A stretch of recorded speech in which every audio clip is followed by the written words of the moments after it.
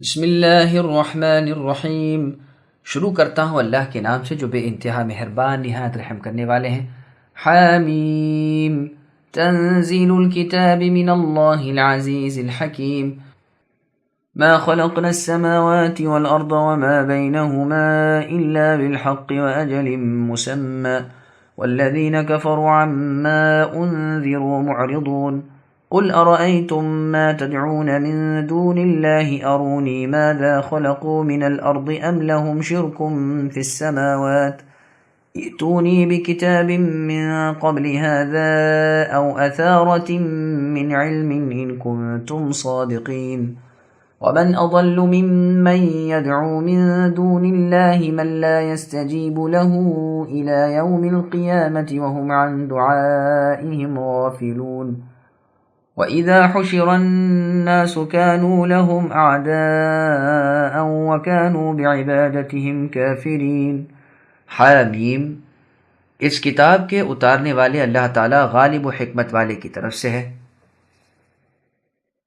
ہم نے آسمان و زمین اور ان دونوں کے درمیان کی تمام چیزوں کو بہترین تدبیر کے ساتھ ہی ایک میعاد معین کے لیے تیار کیا ہے۔ کافر لوگ جس چیز سے ڈرائے جاتے ہیں منہ موڑ لیتے ہیں۔ اے نبی، آپ کہہ دیجئے بھلا دیکھو تو جنہیں تم اللہ کے سوا پکارتے ہو مجھے بھی تو دکھاؤ کہ انہوں نے زمین کا کون سا ٹکڑا بنایا ہے یا آسمانوں میں ان کا کون سا حصہ ہے۔ اگر تم سچے ہو تو اس سے پہلے ہی کی کوئی کتاب یا کوئی نقلی علم ہی میرے پاس لاؤ۔ اس سے بڑھ کر گمراہ کون ہوگا جو اللہ کے سوا ایسوں کو پکارتا ہے جو قیامت تک اس کی دعا قبول نہ کر سکیں بلکہ ان کے پکارنے سے محض بے خبر ہوں۔ اور جب لوگوں کا حشر کیا جائے گا تو یہ ان کے دشمن ہو جائیں گے اور ان کی پرستش سے صاف انکار کر جائیں گے۔ سامعین، اب آیتوں کی تفصیل سماعت کیجیے۔ غیر اللہ کی عبادت کا کوئی ثبوت نہیں ہے۔ اللہ تعالیٰ خبر دیتے ہیں کہ اس قرآن کریم کو اللہ نے اپنے بندے اور اپنے سچے رسول محمد صلی اللہ علیہ وسلم پر نازل فرمایا ہے، اور بیان فرماتے ہیں کہ رب تعالیٰ ایسی بڑی عزت والے ہیں جو کبھی زائل نہیں ہوگی، اور ایسی زبردست حکمت والے ہیں جس کا کوئی قول کوئی فعل حکمت سے خالی نہیں۔ پھر ارشاد ہوتا ہے کہ آسمان و زمین وغیرہ تمام چیزیں اللہ نے عبث اور باطل پیدا نہیں کی بلکہ سراسر حق کے ساتھ اور بہترین تدبیر کے ساتھ پیدا کی اور بنائی ہیں، اور ان سب کے لیے وقت مقرر ہے جو نہ گھٹے نہ بڑھے۔ اس رسول سے، اس کتاب سے اور رب تعالیٰ کے ڈراوے کی اور نشانیوں سے جو بد باطن لوگ بے پرواہی اور لاابالی کرتے ہیں انہیں عنقریب معلوم ہو جائے گا کہ انہوں نے کس قدر خود اپنا ہی نقصان کیا۔ پھر آگے اللہ فرماتے ہیں، ذرا ان مشرکین سے اے نبی پوچھئے تو صحیح کہ اللہ تعالیٰ کے سوا جن کے نام تم جیتے ہو، جنہیں تم پکارتے ہو اور جن کی عبادت کرتے ہو، ذرا مجھے بھی تو ان کی طاقت قدرت دکھاؤ۔ بتلاؤ تو زمین کے کس ٹکڑے کو خود انہوں نے بنایا ہے، یا ثابت تو کرو کہ آسمانوں میں ان کی شرکت کتنی ہے اور کہاں ہے۔ حقیقت یہ ہے کہ آسمان ہوں یا زمینیں ہوں یا اور چیزیں ہوں، ان سب کے پیدا کرنے والے صرف اللہ تعالیٰ ہی ہیں، بجز اللہ کے کسی کو ایک ذرے کا بھی اختیار نہیں۔ تمام ملک کے مالک اللہ تعالیٰ ہی ہیں، ہر چیز پر کامل تصرف اور قبضہ رکھنے والے اللہ ہی ہیں۔ تم اللہ کے سوا دوسروں کی عبادت کیوں کرتے ہو؟ کیوں اللہ کے سوا دوسروں کو اپنی مصیبتوں میں پکارتے ہو؟ تمہیں یہ تعلیم کس نے دی؟ کس نے یہ شرک تمہیں سکھایا؟ دراصل کسی بھلے اور سمجھدار شخص کی یہ تعلیم نہیں ہو سکتی، نہ اللہ تعالیٰ نے یہ تعلیم دی ہے۔ اگر تم اللہ کے سوا اوروں کی پوجا پر کوئی آسمانی دلیل رکھتے ہو تو اچھا اس کتاب کو تو جانے دو اور کوئی آسمانی صحیفہ ہی پیش کر دو۔ اچھا نہ صحیح اپنے اس مسلک پر کوئی اور دلیل علم ہی قائم کرو۔ لیکن یہ تو جب ہو سکتا ہے کہ تمہارا یہ فعل صحیح بھی ہو، اس باطل فعل پر نہ تو تم کوئی نقلی دلیل پیش کر سکتے ہو نہ عقلی۔ ایک قرات میں او اثرت من علم ہے، یعنی کوئی صحیح علم کی نقل اگلوں سے ہی پیش کرو۔ مجاہد رحمہ اللہ فرماتے ہیں مطلب یہ ہے کہ کسی کو پیش کرو جو علم کی نقل کرے۔ ابن عباس رضی اللہ عنہما فرماتے ہیں اس امر کی کوئی بھی دلیل لے آؤ۔ مسند احمد میں ہے، اس سے مراد علمی تحریر ہے۔ راوی کہتے ہیں میرا تو خیال ہے کہ یہ حدیث مرفوع ہے۔ ابو بکر ابن عیاش رحمہ اللہ فرماتے ہیں مراد بقیہ علم ہے۔ حسن بصری رحمہ اللہ فرماتے ہیں کسی مخفی دلیل کو ہی پیش کر دو، اور ان بزرگوں سے یہ بھی منقول ہے کہ مراد اس سے اگلی تحریریں ہیں۔ قتادہ رحمہ اللہ فرماتے ہیں کوئی خاص علم اور یہ سب اقوال قریب قریب ہم معنی ہے۔ مراد وہی ہے جو ہم نے شروع میں بیان کر دی۔ امام ابن جریر رحمہ اللہ نے بھی اسی کو اختیار کیا ہے۔ پھر آگے اللہ فرماتے ہیں، اس سے بڑھ کر کوئی راہ گم کردہ نہیں جو اللہ تعالیٰ کو چھوڑ کر بتوں کو اور قبر میں مدفون اولیاء اللہ کو یا نبیوں کو یا فرشتوں وغیرہ کو پکارے اور ان سب سے حاجت طلب کرے، جن حاجتوں کے برلانے کی ان میں طاقت ہی نہیں، بلکہ وہ تو اس سے بھی بے خبر ہیں کہ کوئی انہیں پکار رہا ہے۔ قیامت تک یہ پکارتے رہیں لیکن وہ غافل ہی ہیں، نہ سنتے ہیں نہ دیکھتے ہیں، محض بے خبر ہیں، نہ کسی چیز کو لے دے سکتے ہیں، اس لیے کہ وہ تو پتھر ہیں، جمادات میں سے ہیں، قبروں میں دفن ہیں۔ قیامت کے دن جب سب لوگ اکٹھا کیے جائیں گے تو یہ معبودان باطل اپنے عابدوں کے دشمن بن جائیں گے، اور اس بات سے کہ یہ لوگ ان کی پوجا کرتے تھے صاف انکار کر جائیں گے، جیسا کہ اللہ تعالیٰ نے سورہ مریم کی آیت نمبر 18 میں فرمایا، وَاتَّخَذُوا مِن دُونِ اللَّهِ آلِهَةً، یعنی ان لوگوں نے اللہ کے سوا اور معبود بنا رکھے ہیں تاکہ وہ ان کی عزت کا باعث بنے۔ واقعہ ایسا نہیں، بلکہ وہ تو ان کی عبادت کا انکار کر جائیں گے اور ان کے پورے مخالف ہو جائیں گے، یعنی جبکہ یہ ان کے پورے محتاج ہوں گے اس وقت وہ ان سے منہ پھیر لیں گے۔ خلیل اللہ ابراہیم علیہ السلام نے اپنی امت سے فرمایا تھا، سورہ عنکبوت آیت نمبر 25، انما اتخذتم من دون اللہ اوثانا الآیہ، یعنی اے میری قوم، تم نے اللہ کے سوا بتوں سے جو تعلقات دنیا میں قائم کر لیے ہیں، اس کا نتیجہ قیامت کے دن دیکھ لو گے، جبکہ تم ایک دوسرے سے انکار کر جاؤ گے، اور تمہاری جگہ جہنم مقرر اور متعین ہو جائے گی، اور تم اپنا مددگار کسی کو نہ پاؤ گے۔ وَإِذَا تُتْلَى عَلَيْهِمْ آيَاتُنَا بَيِّنَاتٍ قَالَ الَّذِينَ كَفَرُوا لِلْحَقِّ لَمَّا جَاءَهُمْ هَذَا سِحْرٌ مُبِينٌ أَمْ يَقُولُونَ افْتَرَاهُ قُلْ إِنِ افْتَرَيْتُهُ فَلَا تَمْلِكُونَ لِي مِنَ اللَّهِ شَيْئًا هُوَ أَعْلَمُ بِمَا تُفِيضُونَ فِيهِ كَفَى بِهِ شَهِيدًا بَيْنِي وَبَيْنَكُمْ وَهُوَ الْغَفُورُ الرَّحِيمُ قل ما كنت بدعا من الرسل وما أدري ما يفعل بي ولا بكم إن أتبع إلا ما يوحى إلي وما أنا إلا نذير مبين۔ انہیں جب ہماری واضح آیتیں پڑھ کر سنائی جاتی ہیں تو منکر لوگ سچی بات کو جبکہ ان کے پاس آ چکی کہہ دیتے ہیں کہ یہ تو کھلا جادو ہے، بلکہ کہہ دیتے ہیں کہ اسے تو اس نے خود بنا لیا ہے۔ اے نبی، آپ کہہ دیجئے اگر میں ہی اسے بنا لایا ہوں تو تم میرے لیے اللہ کی طرف سے کسی چیز کا اختیار نہیں رکھتے۔ تم اس قرآن کے بارے میں جو کچھ کہہ سن رہے ہو اسے اللہ تعالیٰ خوب جانتے ہیں۔ میرے اور تمہارے درمیان اظہار حق کرنے والے وہی کافی ہیں، اور وہ بخشش کرنے والے مہربان ہیں۔ آپ کہہ دیجئے کہ میں کوئی بالکل نیا پیغمبر تو نہیں، نہ مجھے یہ معلوم ہے کہ میرے ساتھ اور تمہارے ساتھ کیا کیا جائے گا۔ میں تو صرف اسی کی پیروی کرتا ہوں جو میری طرف وحی بھیجی جاتی ہے، اور میں تو صرف علی الاعلان آگاہ کر دینے والا ہوں۔ سامعین، اب ان آیتوں کی تفسیر سماعت کیجیے۔ فرمان رسول صلی اللہ علیہ وسلم، مجھے نہیں معلوم کہ میرے ساتھ کیا کیا جائے گا۔ مشرکوں کی سرکشی اور ان کا کفر بیان ہو رہا ہے کہ جب انہیں اللہ تعالیٰ کی ظاہر و باہر واضح اور صاف آیتیں سنائی جاتی ہیں تو یہ کہہ دیتے ہیں کہ یہ تو صریح جادو ہے۔ تکذیب و افتراء، ضلالت و کفر گویا ان کا شیوا ہو گیا ہے۔ جادو کہہ کر ہی بس نہیں کرتے، بلکہ یوں بھی کہتے ہیں کہ اسے تو خود محمد صلی اللہ علیہ وسلم نے گھڑ لیا ہے۔ پس نبی کی زبانی اللہ تعالیٰ خوب جواب دلواتے ہیں کہ اگر میں نے ہی اس قرآن کو بنوا لیا ہے اور میں اس کا سچا نبی نہیں تو یقیناً اللہ تعالیٰ مجھے میرے اس جھوٹ اور بہتان پر سخت تر عذاب کریں گے، اور پھر تم تو کیا سارے جہان میں کوئی ایسا نہیں جو مجھے اللہ کے عذابوں سے چھڑا سکے، جیسے کہ اللہ تعالیٰ نے سورہ جن کی آیت نمبر 22 میں فرمایا، قل انی لن یجیرنی من اللہ احد الآیہ، یعنی اے نبی آپ کہہ دیجئے کہ مجھے اللہ کے ہاتھ سے کوئی نہیں بچا سکتا، اور نہ اللہ کے سوا مجھے سرکنے کی جگہ مل سکے گی، لیکن میں اللہ تعالیٰ کی تبلیغ اور اللہ کی رسالت کو بجا لاتا ہوں۔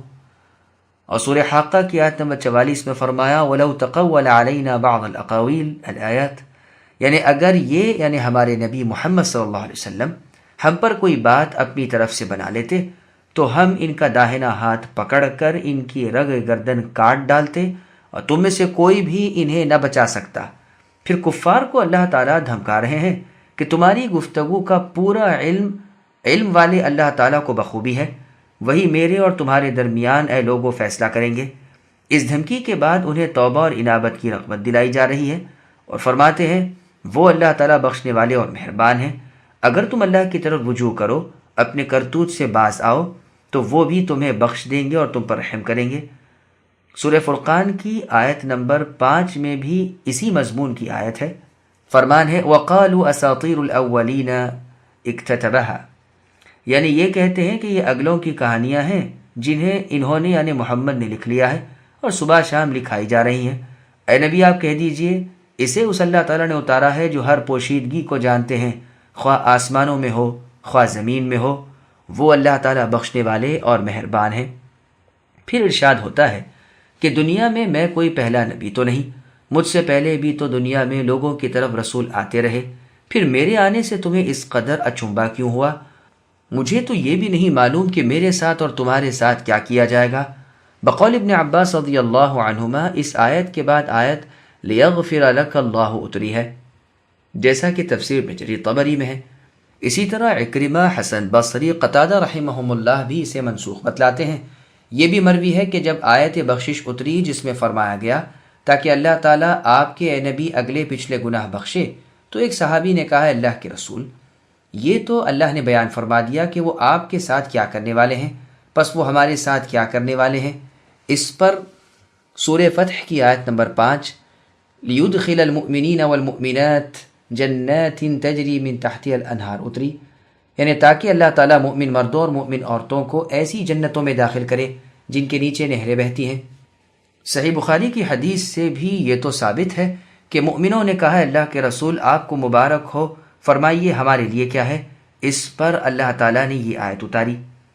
ضحاک رحمہ اللہ اس آیت کی تفسیر میں فرماتے ہیں کہ مطلب یہ ہے کہ مجھے نہیں معلوم کہ میں کیا حکم دیا جاؤں اور کس چیز سے روک دیا جاؤں۔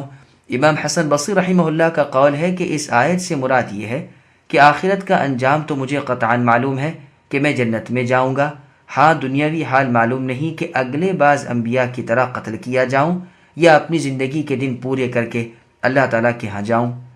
اور اسی طرح میں نہیں کہہ سکتا کہ تمہیں دھسا دیا جائے یا تم پر پتھر برسائے جائیں۔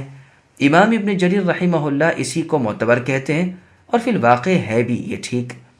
رسول اللہ بالیقین جانتے تھے کہ آپ اور آپ کے پیرو جنت میں ہی جائیں گے، اور دنیا کی حالت کے انجام سے آپ بے خبر تھے کہ انجام کار آپ کا اور آپ کے مخالفین قریش کا کیا حال ہوگا۔ آیا وہ ایمان لائیں گے یا کفر پر ہی رہیں گے اور عذاب کیے جائیں گے یا بالکل ہی ہلاک کر دیے جائیں گے؟ لیکن جو حدیث مسند احمد میں ہے، ام العلا انصاریہ رضی اللہ عنہ فرماتی ہیں جنہوں نے رسول صلی اللہ علیہ وسلم سے بیعت کی تھی کہ جس وقت مہاجرین بذریعہ قرعہ اندازی انصاریوں میں تقسیم ہو رہے تھے، اس وقت ہمارے حصے میں عثمان ابن مذعون رضی اللہ عنہ آئے۔ آپ ہمارے ہاں بیمار ہوئے اور فوت بھی ہو گئے۔ جب ہم آپ کو کفن پہنا چکے اور رسول اللہ بھی تشریف لا چکے تو میرے منہ سے نکل گیا اے ابو صائب، یہ عثمان بن مذعون کی کنیت ہے، اللہ آپ پر رحم کرے، میری آپ پر گواہی ہے کہ اللہ تعالیٰ نے یقیناً آپ کا اکرام ہی کریں گے۔ اس پر رسول اللہ صلی اللہ علیہ وسلم نے فرمایا تمہیں اے ام العلا کیسے معلوم ہو گیا کہ اللہ تعالیٰ یقیناً ان کا اکرام ہی کریں گے؟ میں نے کہا اے اللہ کے رسول، میرے ماں باپ آپ پر فدا ہوں، مجھے کچھ معلوم نہیں۔ پس رسول اللہ نے فرمایا سنو، ان کے پاس تو ان کے رب کی طرف کا یقین آ پہنچا، یعنی یہ مر چکے، اور مجھے ان کے لیے بھلائی اور خیر کی امید ہے۔ قسم ہے اللہ کی، باوجود رسول اللہ صلی اللہ علیہ وسلم ہونے کے میں نہیں جانتا کہ میرے ساتھ کیا کیا جائے گا۔ اس پر میں نے کہا اللہ تعالیٰ کی قسم، اب اس کے بعد میں کسی کی براءت نہیں کروں گی، اور مجھے اس کا بڑا صدمہ ہوا، لیکن میں نے خواب میں دیکھا کہ عثمان بن مظعون رضی اللہ عنہ کی ایک نہر بہہ رہی ہے۔ میں نے رسول اللہ صلی اللہ علیہ وسلم سے اس کا ذکر کیا تو آپ نے فرمایا یہ ان کے اعمال ہیں۔ یہ حدیث بخاری میں ہے، مسلم میں نہیں، اور اس کی ایک سند میں ہے۔ میں نہیں جانتا باوجود یہ کہ میں اللہ کا رسول ہوں کہ ان کے ساتھ کیا کیا جائے گا۔ دل کو تو کچھ ایسی لگتی ہے کہ یہی الفاظ موقع کے لحاظ سے ٹھیک ہیں، کیونکہ اس کے بعد ہی یہ جملہ ہے کہ مجھے اس بات سے بڑا صدمہ ہوا۔ الغرض یہ حدیث اور اسی کی ہم معنی اور حدیث دلالت ہیں اس امر پر کہ کسی معین شخص کے جنتی ہونے کا قطعی علم کسی کو نہیں، نہ کسی کو ایسی بات زبان سے کہنی چاہیے بجز ان بزرگوں کے جن کا نام لے کر محمد صلی اللہ علیہ وسلم نے انہیں جنتی کہا ہے، جیسے عشرہ مبشرہ، اور ابن سلام اور عمیصہ اور بلال اور سراقہ اور عبداللہ ابن عمرو بن حرام جو جابر رضی اللہ عنہ کے والد ہیں، اور وہ 70 قاری جو بئر معونہ کی جنگ میں شہید کیے گئے، اور زید ابن حارثہ اور جعفر اور ابن رواحہ اور ان جیسے اور بزرگ صحابہ رضی اللہ عنہم۔ پھر آگے اللہ فرماتے ہیں، اے نبی صلی اللہ علیہ وسلم آپ کہہ دیجئے کہ میں تو صرف اس وحی کا مطیع ہوں جو اللہ تعالیٰ کی جناب سے میری جانب آئے، اور میں تو صرف ڈرانے والا ہوں کہ کھول کھول کر ہر شخص کو آگاہ کر رہا ہوں۔ ہر عقل مند میرے منصب سے باخبر ہے، واللہ اعلم۔ قل أرأيتم إن كان من عند الله وكفرتم به وشهد شاهد من بني إسرائيل على مثله فآمن واستكبرتم إن الله لا يهدي القوم الظالمين وقال الذين كفروا للذين آمنوا لو كان خيرا ما سبقونا إليه وإذ لم يهتدوا به فسيقولون هذا إفك قديم ومن قبله كتاب موسى إماما ورحمة وهذا كتاب مصدق لسانا عربيا لينذر الذين ظلموا وبشرى للمحسنين إن الذين قالوا ربنا الله ثم استقاموا فلا خوف عليهم ولا هم يحزنون أولئك أصحاب الجنة خالدين فيها جزاء بما كانوا يعملون۔ اے نبی آپ کہہ دیجئے اگر یہ قرآن اللہ تعالیٰ ہی کی طرف سے ہو اور تم نے اسے نہ مانا ہو، اور بنی اسرائیل کا ایک گواہ اس کی گواہی بھی دے چکا ہو اور وہ ایمان بھی لا چکا ہو، اور تم نے سرکشی کی ہو، بے شک اللہ تعالیٰ ستمگار گروہ کو راہ نہیں دکھاتے۔ کافروں نے ایمانداروں کی نسبت کہا کہ اگر یہ دین بہتر ہوتا تو یہ لوگ اس کی طرف ہم سے سبقت کرنے نہ پاتے، اور چونکہ انہوں نے اس قرآن سے ہدایت نہیں پائی تو یہ تو کہہ دیں گے کہ قدیمی جھوٹ ہے۔ اور اس سے پہلے موسیٰ علیہ السلام کی کتاب پیشوا اور رحمت تھی، اور یہ کتاب ہے سچا کرنے والی عربی زبان میں، تاکہ ستمگاروں کو ڈرائے اور نیک کاروں کو بشارت ہو۔ بے شک جن لوگوں نے کہا کہ ہمارے پالنے والے تو صرف اللہ ہی ہیں، پھر اس پر جمے رہے تو ان پر نہ تو کوئی خوف ہوگا اور نہ غمگین ہوں گے۔ یہ تو اہل جنت ہیں جو سدا اسی میں رہیں گے ان اعمال کے بدلے جو کیا کرتے تھے۔ سامعین اب ان آیتوں کی تفسیر سماعت کیجیے۔ سرکشی اور تکبر کی مذمت۔ اللہ تعالیٰ اپنے نبی صلی اللہ علیہ وسلم سے فرماتے ہیں کہ ان مشرکین کافرین سے کہہ دیجئے کہ اگر یہ قرآن سچ مچ رب تعالیٰ کی طرف سے ہے اور پھر بھی تم اس کا انکار کر رہے ہو تو بتلاؤ تو تمہارا کیا حال ہوگا۔ وہ اللہ تعالیٰ جس نے مجھے حق کے ساتھ تمہاری طرف یہ پاک کتاب دے کر بھیجا ہے، وہ تمہیں کیسی کچھ سزائیں کریں گے۔ تم اس کا انکار کرتے ہو، اسے جھوٹا بتلاتے ہو، حالانکہ اس کی سچائی اور صحت کی شہادت وہ کتابیں بھی دے رہی ہیں جو اس سے پہلے وقتاً فوقتاً اگلے انبیاء پر نازل ہوتی رہیں۔ اور بنی اسرائیل کے جس شخص نے اس کی سچائی کی گواہی دی، اس نے حقیقت کو پہچان کر اسے مانا اور اس پر ایمان لایا، لیکن تم نے اس کی اتباع سے جی چرایا اور تکبر کیا۔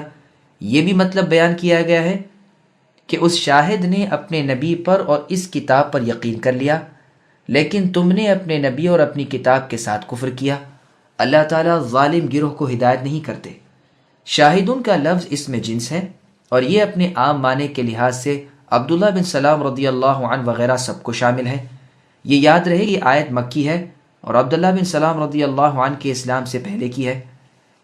سورہ قصص میں اسی جیسی آیت نمبر 53 ہے، جس میں اللہ نے فرمایا ہے وَإِذَا يُتْلَى عَلَيْهِمْ قَالُوا آمَنَّا بِهِ إِنَّهُ الْحَقُّ مِنْ رَبِّنَا إِنَّا كُنَّا مِنْ قَبْلِهِ مُسْلِمِينَ، یعنی جب ان پر تلاوت کی جاتی ہے تو اقرار کرتے ہیں کہ یہ ہمارے رب کی جانب سے سراسر برحق ہے، ہم تو اس سے پہلے ہی مسلمان ہیں۔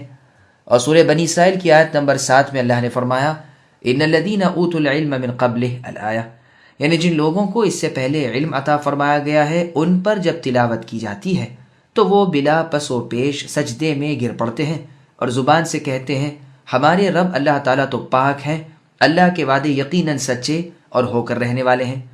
مسروق اور شعبی رحمہم اللہ فرماتے ہیں یہاں اس آیت سے مراد عبداللہ بن سلام رضی اللہ عنہ نہیں، اس لیے کہ آیت مکی میں اتری اور عبداللہ بن سلام رضی اللہ عنہ مدینے کی ہجرت کے بعد اسلام قبول کرتے ہیں۔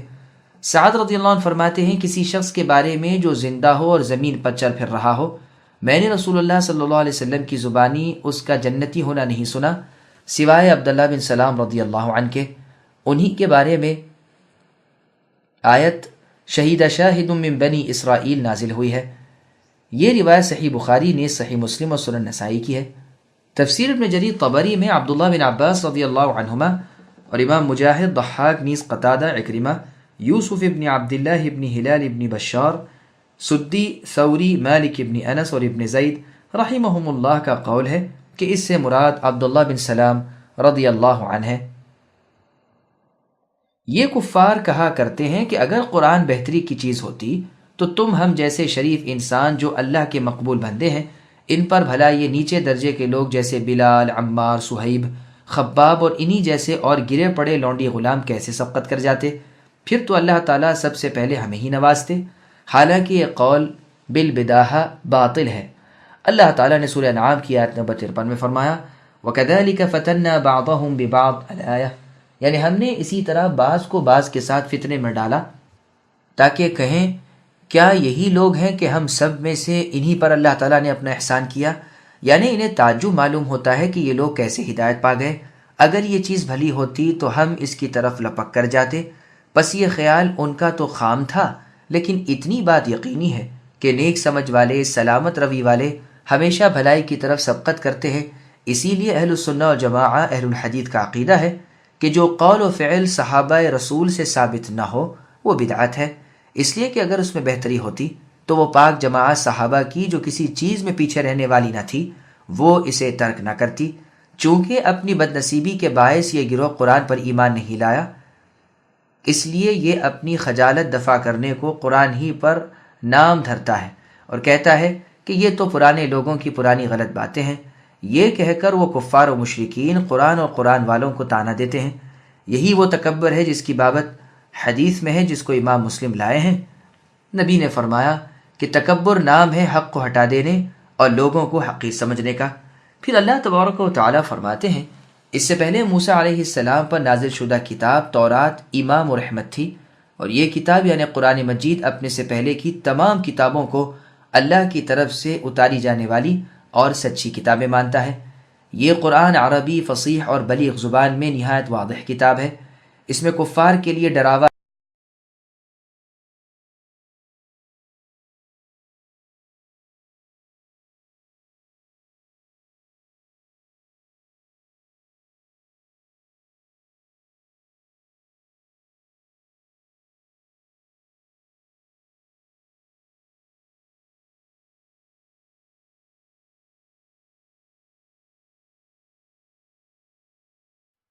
ووصينا الإنسان بوالديه إحسانا حملته أمه كرها ووضعته كرها وحمله وفصاله 30 شهرا حتى إذا بلغ أشده وبلغ 40 سنة قال رب أوزعني أن أشكر نعمتك التي أنعمت علي وعلى والدي وأن أعمل صالحا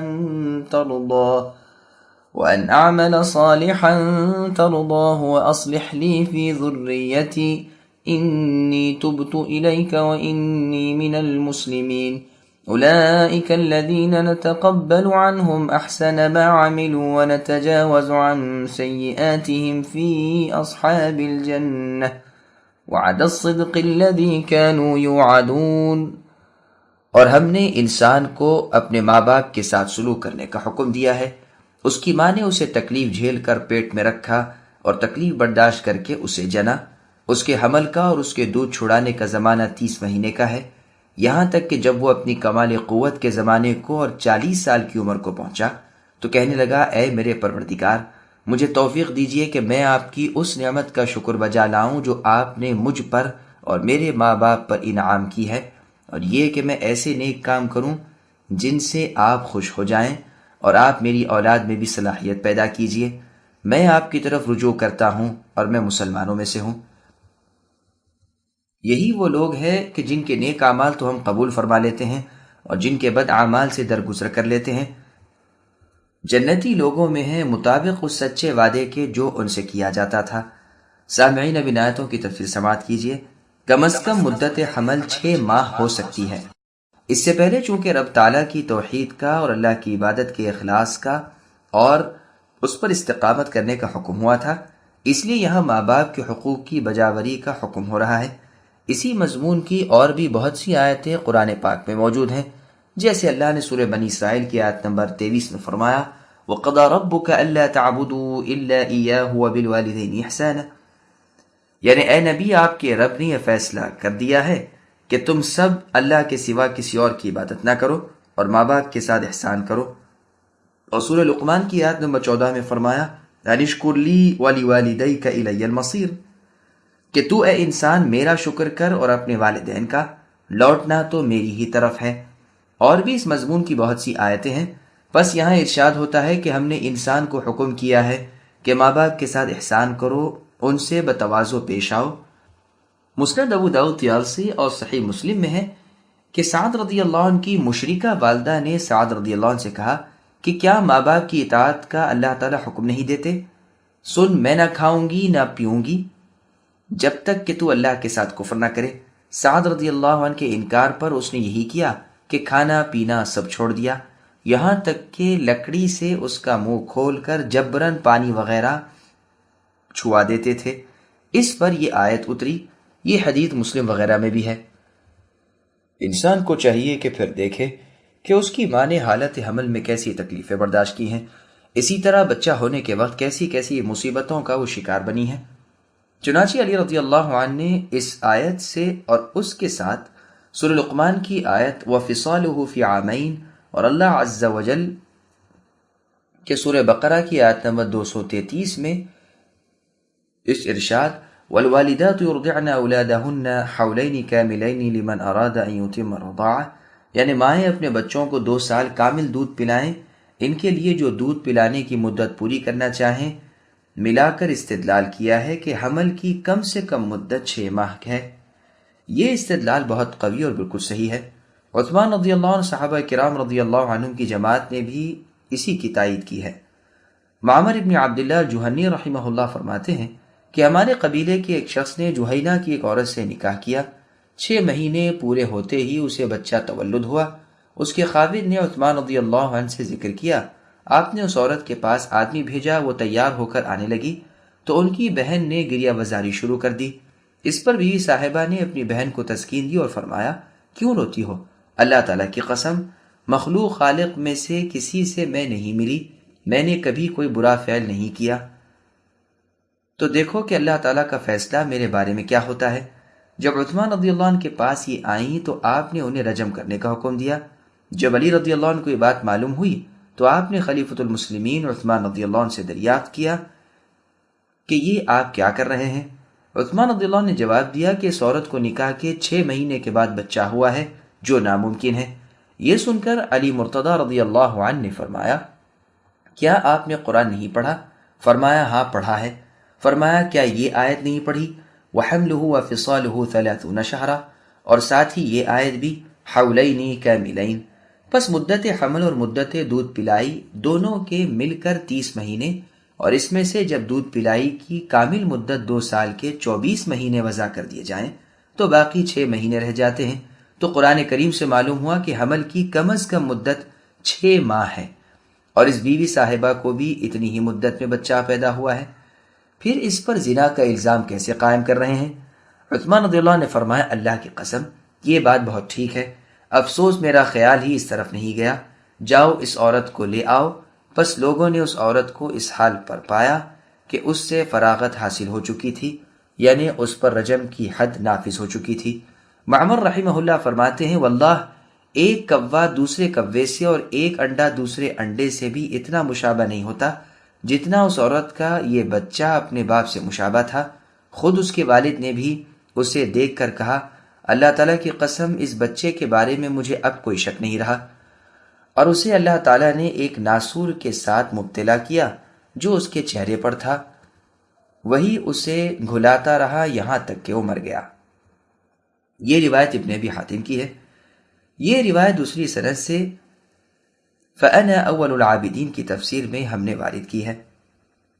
ابن عباس رضی اللہ عنہ فرماتے ہیں جب کسی عورت کو 9 مہینے میں بچہ ہو تو اس کی دودھ پلائی کی مدت 21 ماہ کافی ہیں، اور جب 7 مہینے میں ہو تو مدت رضاعت 23 ماہ، اور جب 6 ماہ میں بچہ پیدا ہو جائے تو مدت رضاعت 2 سال کامل، اس لیے کہ اللہ عز و جل کا فرمان ہے کہ حمل اور دودھ چھڑانے کی مدت 30 مہینے ہیں۔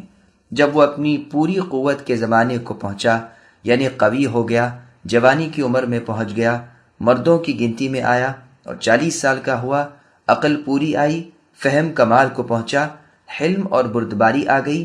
یہ کہا جاتا ہے کہ 40 سال کی عمر میں جو حالت اس کی ہوتی ہے، یعنی انسان کی، عموماً پھر باقی عمر وہی حالت رہتی ہے۔ مسروق رحمہ اللہ سے پوچھا گیا کہ انسان کب اپنے گناہوں پر پکڑا جاتا ہے؟ تو فرمایا جب تو 40 سال کا ہو جائے تو اپنا بچاؤ مہیا کر لے۔ بنو امیہ کے دمشقی گورنر حجاج ابن عبداللہ حلیمی فرماتے ہیں کہ 40 سال کی عمر تو میں نے نافرمانیاں اور گناہوں کو لوگوں کی شرم و حیا سے چھوڑا تھا۔ اس کے بعد گناہوں کے چھوڑنے کا باعث خود اللہ تعالیٰ کی ذات سے حیا تھی۔ عرب شاعر کہتا ہے صبا ما صبا حتى على الشيب رأسه فلما علاه قال للباطل ابطلی، یعنی بچپن میں ناسمجھی کی حالت میں تو جو کچھ ہو گیا، لیکن جس وقت بڑھاپے نے منہ دکھایا تو سر کی سفیدی نے خود ہی برائیوں سے کہہ دیا کہ اب تم کوچ کر جاؤ۔ پھر اس کی دعا کا بیان ہو رہا ہے کہ اس نے کہا میرے پروردگار، میرے دل میں ڈال دیجئے کہ میں آپ کی نعمت کا شکر کروں جو آپ نے مجھ پر اور میرے ماں باپ پر انعام فرمائی، اور میں وہ اعمال کروں جن سے آپ مستقبل میں خوش ہو جائیں، اور میری اولاد میں میرے لیے اصلاح کر دیجئے، یعنی میری نسل اور میرے پیچھے والوں میں آپ کی طرف رجوع کرتا ہوں، اور میرا اقرار ہے کہ میں فرما برداروں میں ہوں۔ اس میں ارشاد ہے کہ 40 سال کی عمر کو پہنچ کر انسان کو پختہ دل سے اللہ کی طرف توبہ کرنی چاہیے اور نئے سرے سے اللہ تعالیٰ کی طرف رجوع اور رغبت کر کے اس پر جم جانا چاہیے۔ چنانچہ سنن ابی داؤد میں ہے کہ صحابہ کو رسول اللہ صلی اللہ علیہ وسلم التحیات میں پڑھنے کے لیے اس دعا کی تعلیم کیا کرتے تھے، اللہم الف بین قلوبنا، اے اللہ ہمارے دلوں میں الفت ڈال دیجئے، واصلح ذات بیننا، اور ہمارے آپس میں اصلاح کر دیجئے، واہدنا سبل السلام، اور ہمیں سلامتی کی راہ دکھائیے، ونجنا من الظلمات الی النور، اور ہمیں اندھیروں سے بچا کر نور کی طرف نجات دیجئے، وجنبنا الفواحش ما ظہر منها وما بطن، اور ہمیں ہر برائی سے بچا لیجئے خواہ وہ ظاہر ہو خواہ چھپی ہوئی، وبارک لنا فی اسماعنا وابصارنا وقلوبنا وازواجنا وذریاتنا، اور ہمیں ہمارے کانوں میں اور آنکھوں میں اور دلوں میں اور بیوی بچوں میں برکت دیجئے، وتب علینا، اور ہم پر رجوع فرمائیے، انک انت التواب الرحیم، یقیناً آپ رجوع فرمانے والے مہربان ہیں، وجعلنا شاکرین لنعمتک، اے اللہ ہمیں اپنی نعمتوں کا شکر گزار بنائیے، مثنین بها علیک، اور ان کے باعث اپنا ثنا خوان، قابلیها واتممها علینا، اور نعمتوں کا اقراری بنائیے اور اپنی بھرپور نعمت عطا فرمائیے۔ پھر آگے اللہ فرماتے ہیں کہ یہ جن کا بیان گزرا جو اللہ تعالیٰ کی طرف توبہ کرنے والے اور جو نیکیاں چھوٹ جائیں انہیں کثرت استغفار سے پا لینے والے ہی وہ ہیں جن کی اکثر لغزشیں ہم معاف فرما دیتے ہیں اور ان کے تھوڑے اعمال کے بدلے ہم انہیں جنتی بنا دیتے ہیں۔ ان کا یہی حکم ہے جیسے کہ وعدہ کیا اور فرمایا، یہ وہ سچا وعدہ ہے جو ان سے کیا جاتا تھا۔ ابن جریر میں ہے رسول اللہ بروایت روح الامین فرماتے ہیں، انسان کی نیکیاں اور بدیاں لائی جائیں گی اور ایک کو ایک کے بدلے میں کیا جائے گا، پس اگر ایک نیکی بھی بچ رہی تو اللہ تعالیٰ اسی کے عوض اسے جنت میں پہنچا دیں گے۔ راوی حدیث نے اپنے استاد سے پوچھا، اگر تمام نیکیاں ہی برائیوں کے بدلے میں چلی جائیں تو؟ آپ نے فرمایا، ان کی برائیوں سے اللہ رب العزت تجاوز فرما لیتے ہیں۔ دوسری سند میں بفرمان باری عز و جل مروی ہے۔ یہ حدیث غریب ہے اور اس کی سند بہت پختہ ہے۔ یوسف ابن سعد رحمہ اللہ فرماتے ہیں کہ جب علی رضی اللہ عنہ اہل بصرہ پر غالب آ گئے اس وقت میرے پاس محمد ابن حاطب رحمہ اللہ آئے۔ ایک دن مجھ سے فرمانے لگے، میں علی رضی اللہ عنہ کے پاس تھا اور اس وقت عمار، صعصعہ، اشتر، محمد ابن ابی بکر بھی تھے۔ بعض لوگوں نے عثمان رضی اللہ عنہ کا ذکر نکالا اور کچھ گستاخی کی۔ علی رضی اللہ عنہ اس وقت تخت پر بیٹھے ہوئے تھے، ہاتھ میں چھڑی تھی، حاضرین مجلس میں سے کسی نے کہا کہ آپ کے سامنے تو آپ کی اس بحث کا صحیح محاکمہ کرنے والے موجود ہی ہیں۔ چنانچہ سب لوگوں نے علی رضی اللہ عنہ سے سوال کیا۔ اس پر آپ نے فرمایا، عثمان رضی اللہ عنہ ان لوگوں میں سے تھے جن کے بارے میں اللہ تعالیٰ نے فرمایا، اولئک الذین نتقبل عنہم احسن ما عملوا ونتجاوز عن سیئاتہم فی اصحاب الجنہ وعد الصدق الذی كان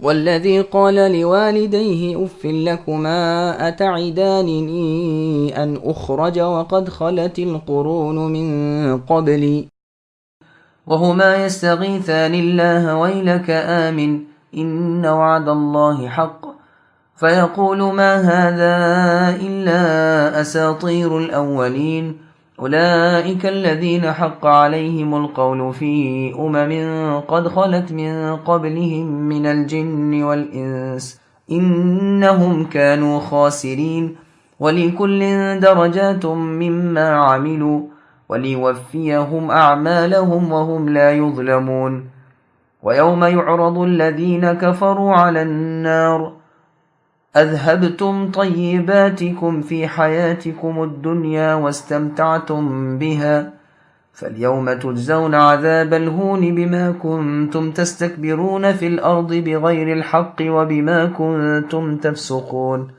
جس نے اپنے ماں باپ سے کہا کہ تم سے میں تنگ آ گیا، کیا تم مجھ سے یہی کہتے رہو گے کہ میں مرنے کے بعد پھر زندہ کیا جاؤں گا، باوجود یہ کہ مجھ سے پہلے بھی قرنوں گزر چکے ہیں۔ وہ دونوں جناب باری تعالیٰ میں فریاد کرتے ہیں اور کہتے ہیں، تجھے اے ہمارے بچے خرابی ہو، تو ایماندار بن جا، بے شک اللہ کا وعدہ حق ہے۔ وہ جواب دیتا ہے کہ یہ تو صرف اگلوں کے افسانے ہیں، یہ وہ لوگ ہیں جن پر اللہ کے عذاب کا وعدہ صادق آ گیا، من جملہ ان جنات اور انسانوں کے گروہ کے جو ان سے پہلے گزر چکے ہیں، جو یقیناً نقصان یافتہ تھے، اور ہر ایک کو اپنے اپنے اعمال کے مطابق درجے ملیں گے تاکہ انہیں ان کے اعمال کے پورے بدلے دیں اور ان پر ظلم نہ کیا جائے گا۔ اور جس دن کفار جہنم کے سرے پر لائے جائیں گے، کہا جائے گا، تم نے اپنی نیکیاں دنیا کی زندگی میں ہی برباد کر دیں اور ان سے فائدے اٹھا چکے، پس آج تمہیں ذلت کے عذابوں کی سزا دی جائے گی، اسی باعث کہ تم زمین میں ناحق تکبر کیا کرتے تھے، اور اس باعث بھی کہ تم عدول حکمی کیا کرتے تھے۔ سامعین، اب آیتوں کی تفسیر سماعت کیجیے۔ نافرمان اولاد کا والدین سے رویہ۔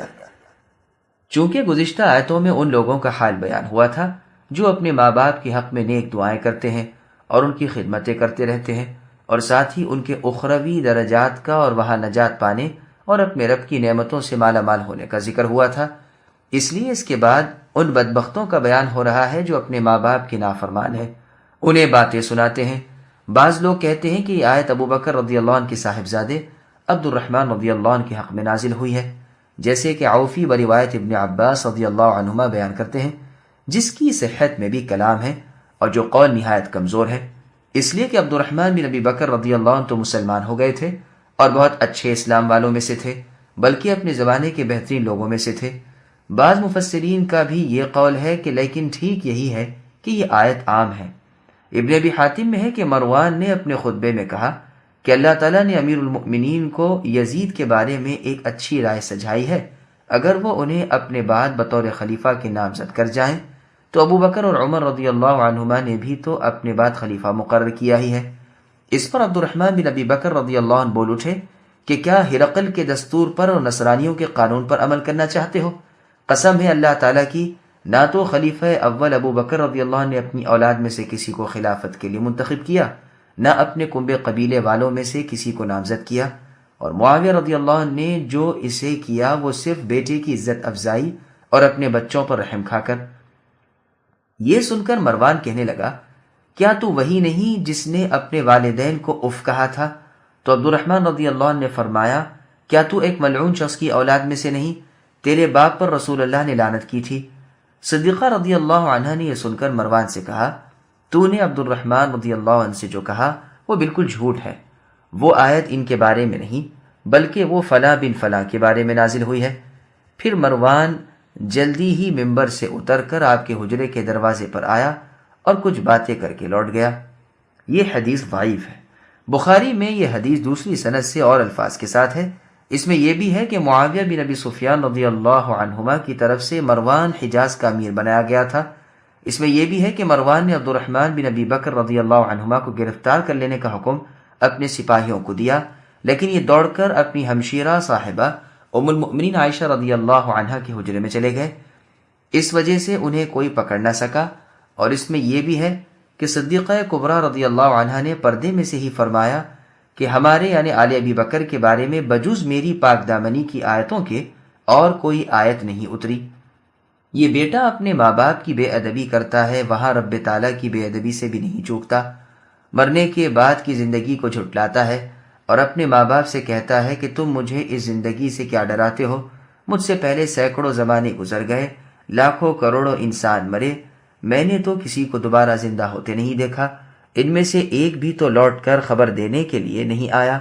ماں باپ بیچارے اس سے تنگ آ کر اللہ تعالیٰ کے حضور اس کی ہدایت چاہتے ہیں، اللہ کی بارگاہ میں اپنی فریاد پہنچاتے ہیں اور پھر اس سے کہتے ہیں کہ اے بد نصیب لڑکے، ابھی کچھ نہیں بگڑا، اب بھی مسلمان بن جا۔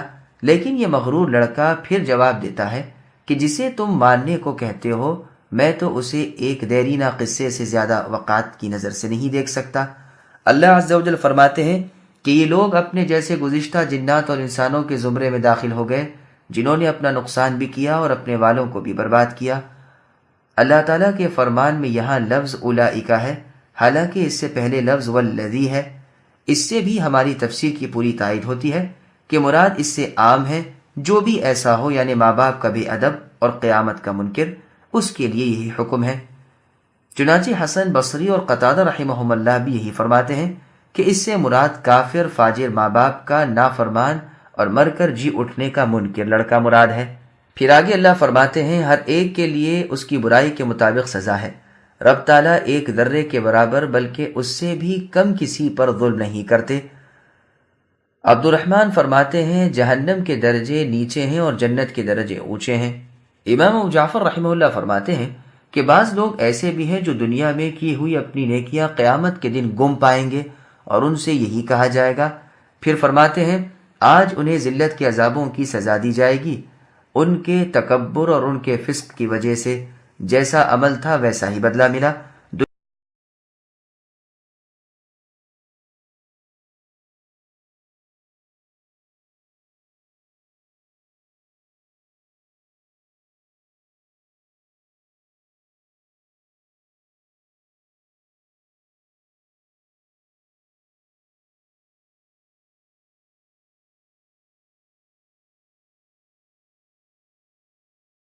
واذكر أخا عاد إذ أنذر قومه بالأحقاف وقد خلت النذر من بين يديه ومن خلفه ألا تعبدوا إلا الله إني أخاف عليكم عذاب يوم عظيم قالوا أجئتنا لتأفكنا عن آلهتنا فأتنا بما تعدنا إن كنت من الصادقين قال إنما العلم عند الله وأبلغكم ما أرسلت به ولكني أراكم قوما تجهلون فلما رأوه عارضا مستقبل أوديتهم قالوا هذا عارض ممطرنا بل هو ما استعجلتم به ريح فيها عذاب أليم تدمر كل شيء بأمر ربها فأصبحوا لا يرى إلا مساكنهم كذلك نجزي القوم المجرمين۔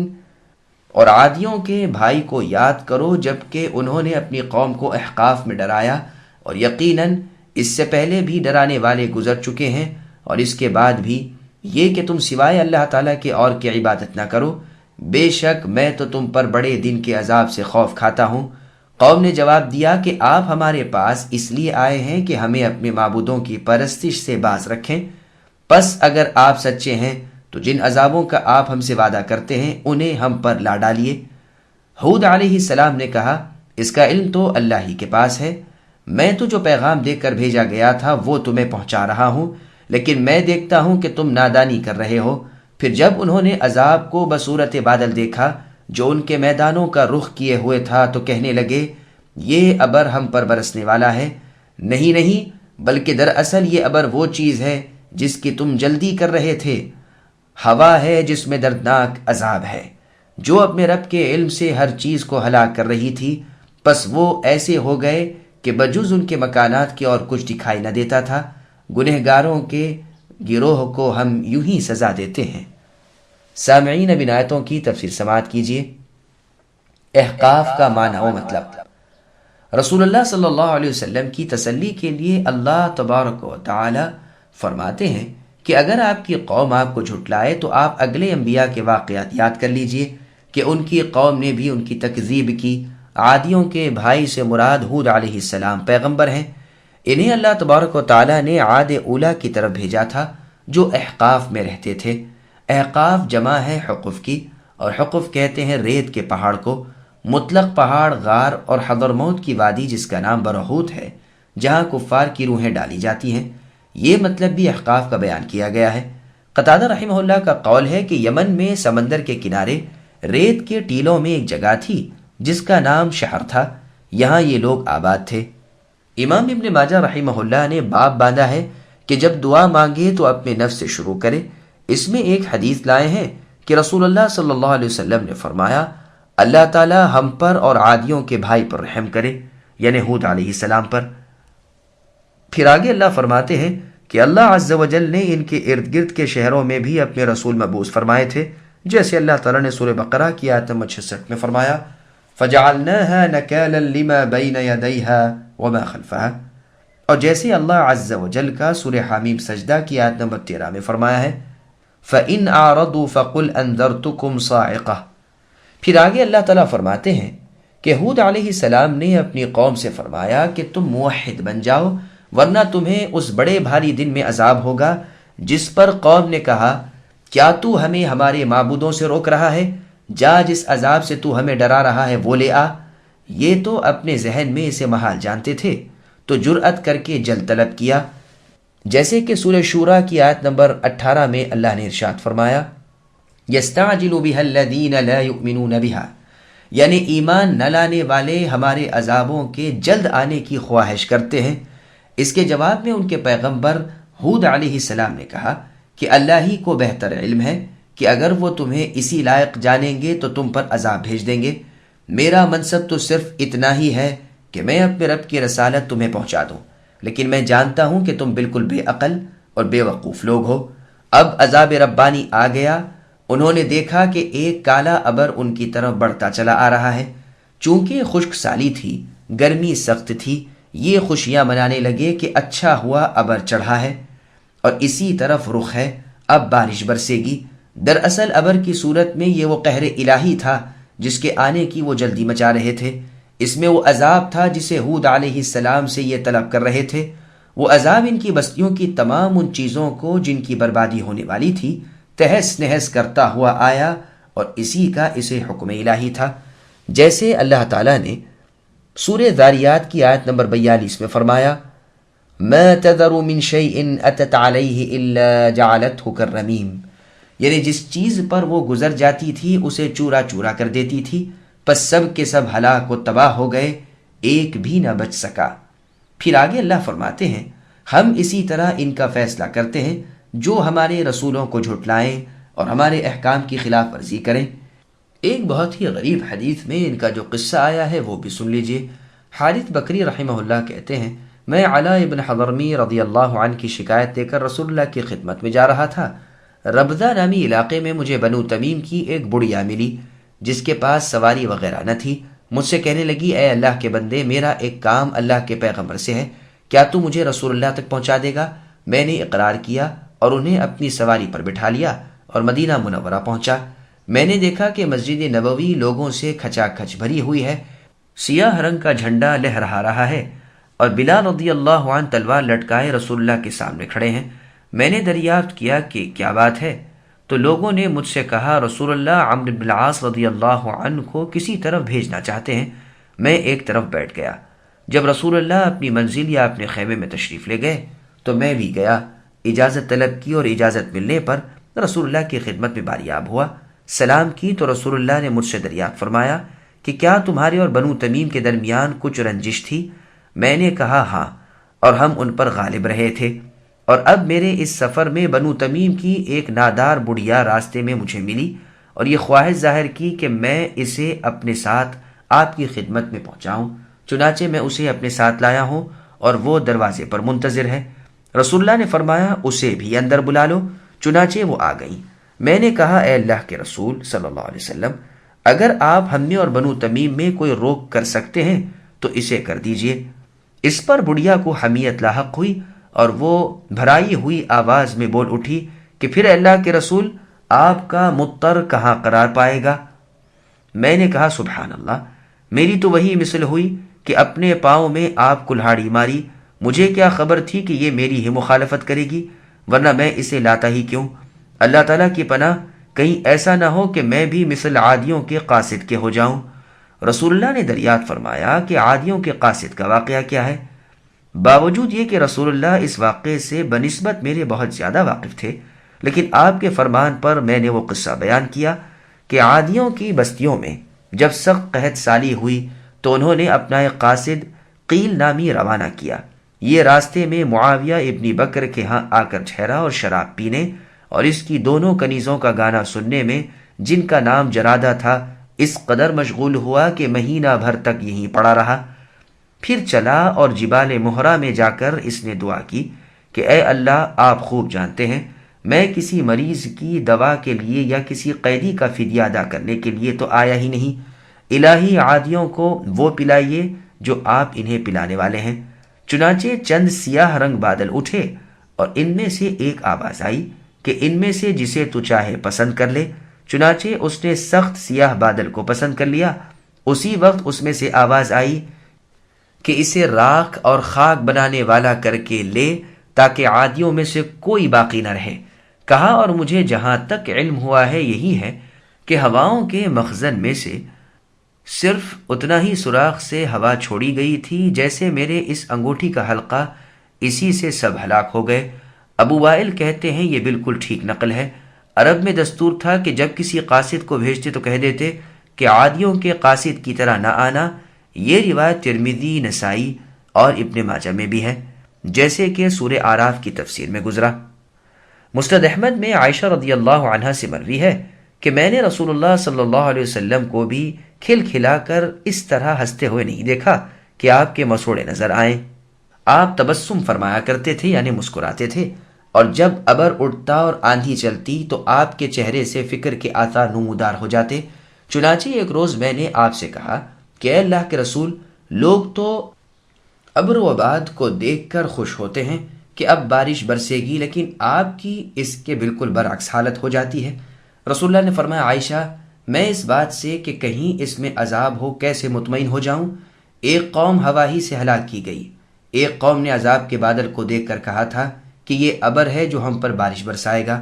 صحیح بخاری اور مسلم میں بھی یہ روایت دوسری سند سے مروی ہے۔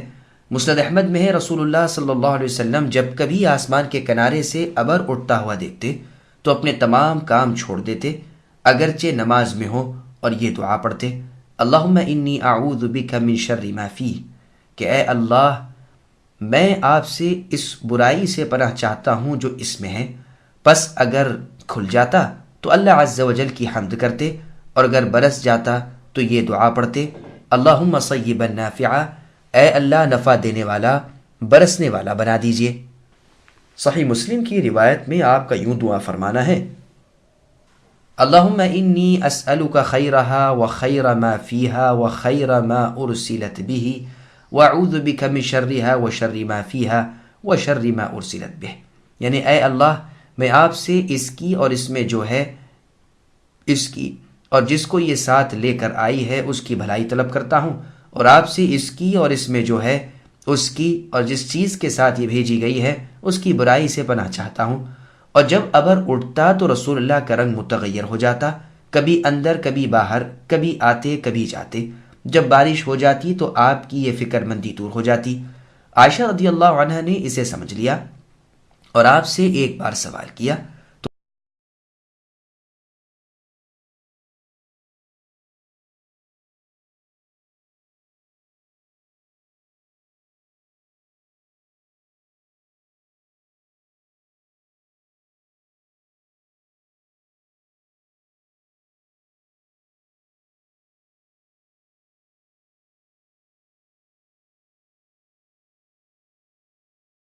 وَلَقَدْ مَكَّنَّاهُمْ فِي مَاءٍ مَكَّنَّاكُمْ فِيهِ وَجَعَلْنَا لَهُمْ سَمْعًا وَأَبْصَارًا وَأَفْئِدَةً فَمَا أَغْنَى عَنْهُمْ سَمْعُهُمْ وَلَا أَبْصَارُهُمْ وَلَا أَفْئِدَتُهُمْ مِنْ شَيْءٍ إِذْ كَانُوا يَجْحَدُونَ بِآيَاتِ اللَّهِ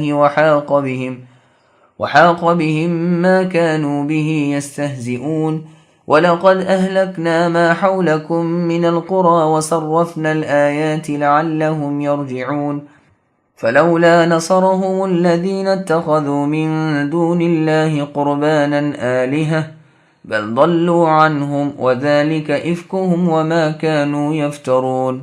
اور بالیقین ہم نے قوم عاد کو وہ مقدور دیے تھے جو تمہیں تو دیے بھی نہیں، اور ہم نے انہیں کان، آنکھیں اور دل بھی دے رکھے تھے، لیکن ان کے کانوں اور دلوں نے انہیں کچھ بھی تو نفع نہ پہنچایا، جبکہ وہ اللہ تعالیٰ کی آیتوں کا انکار کرنے لگے، اور جس چیز کا وہ مذاق اڑایا کرتے تھے وہی ان پر الٹ پڑی۔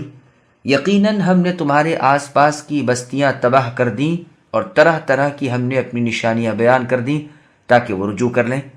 بس قرب الہی حاصل کرنے کے لیے انہوں نے اللہ تعالیٰ کے سوا جن جن کو اپنا معبود بنا رکھا تھا، انہوں نے ان کی مدد کیوں نہ کی، بلکہ وہ تو ان سے کھوئے گئے، بلکہ دراصل یہ ان کا محض جھوٹ اور بالکل بہتان تھا۔ سامعین، اب ان آیتوں کی تفسیر سماعت کیجیے۔ قوم عاد کے واقعے میں عبرت و نصیحت ہے۔ ارشاد ہوتا ہے کہ اگلی امتوں کو جو اسباب دنیاوی، مال و اولاد وغیرہ ہماری طرف سے دیے گئے تھے، ویسے تو تمہیں اے مشرکین مکہ اب تک مہیا بھی نہیں۔ ان کے بھی کان، آنکھیں اور دل تھے، لیکن جس وقت انہوں نے ہماری آیتوں کا انکار کیا اور ہمارے عذابوں کا مذاق اڑایا تو بالآخر ان کے ظاہری اسباب انہیں کچھ کام نہ آئے، اور وہ سزائیں ان پر برس پڑیں جن کی یہ ہمیشہ ہنسی کرتے رہے تھے۔ بس تمہیں ان کی طرح نہ ہونا چاہیے، ایسا نہ ہو کہ ان کے سے عذاب تم پر بھی آ جائیں اور تم بھی ان کی طرح جڑ سے کاٹ دیے جاؤ۔ پھر ارشاد ہوتا ہے، اے اہل مکہ، تم اپنے آس پاس ہی ایک نظر ڈالو اور دیکھو کہ کس قدر قومیں نیست و نابود کر دی گئی ہیں، اور کس طرح انہوں نے اپنے کرتوت کے بدلے پائے ہیں۔ احقاب جو یمن کے پاس ہی حضرموت کے علاقے میں ہے، یہاں کے بسنے والے عادیوں کے انجام پر نظر ڈالو۔ تمہاری اور شام کے درمیان سمودیوں کا جو حشر ہوا اسے دیکھو۔ اہل یمن اور اہل مدین کی قوم سبا کے نتیجے پر غور کرو۔ تم تو اکثر غزوات اور تجارت وغیرہ کے لیے وہاں سے آتے جاتے رہتے ہو۔ بحیرہ قوم لوط سے عبرت حاصل کرو، وہ بھی تمہارے راستے میں ہی پڑتا ہے۔ پھر آگے اللہ فرماتے ہیں، ہم نے اپنی نشانیوں اور آیتوں کو خوب واضح اور ظاہر کر دیا ہے تاکہ لوگ برائیوں سے بھلائیوں کی طرف لوٹ آئیں۔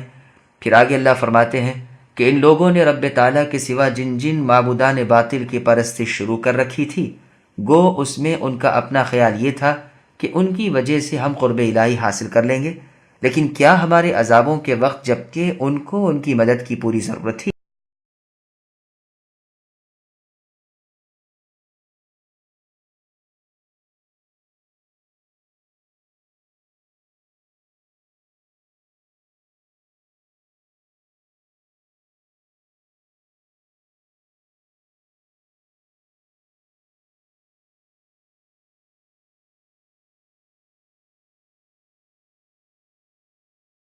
وَإِذْ صَرَفْنَا إِلَيْكَ نَفَرًا مِنَ الْجِنِّ يَسْتَمِعُونَ الْقُرْآنَ فَلَمَّا حَضَرُوهُ قَالُوا أَنصِتُوا فَلَمَّا قُضِيَ وَلَّوْا إِلَى قَوْمِهِمْ مُنذِرِينَ قالوا يا قومنا إنا سمعنا كتابا أنزل من بعد موسى مصدقا لما بين يديه يهدي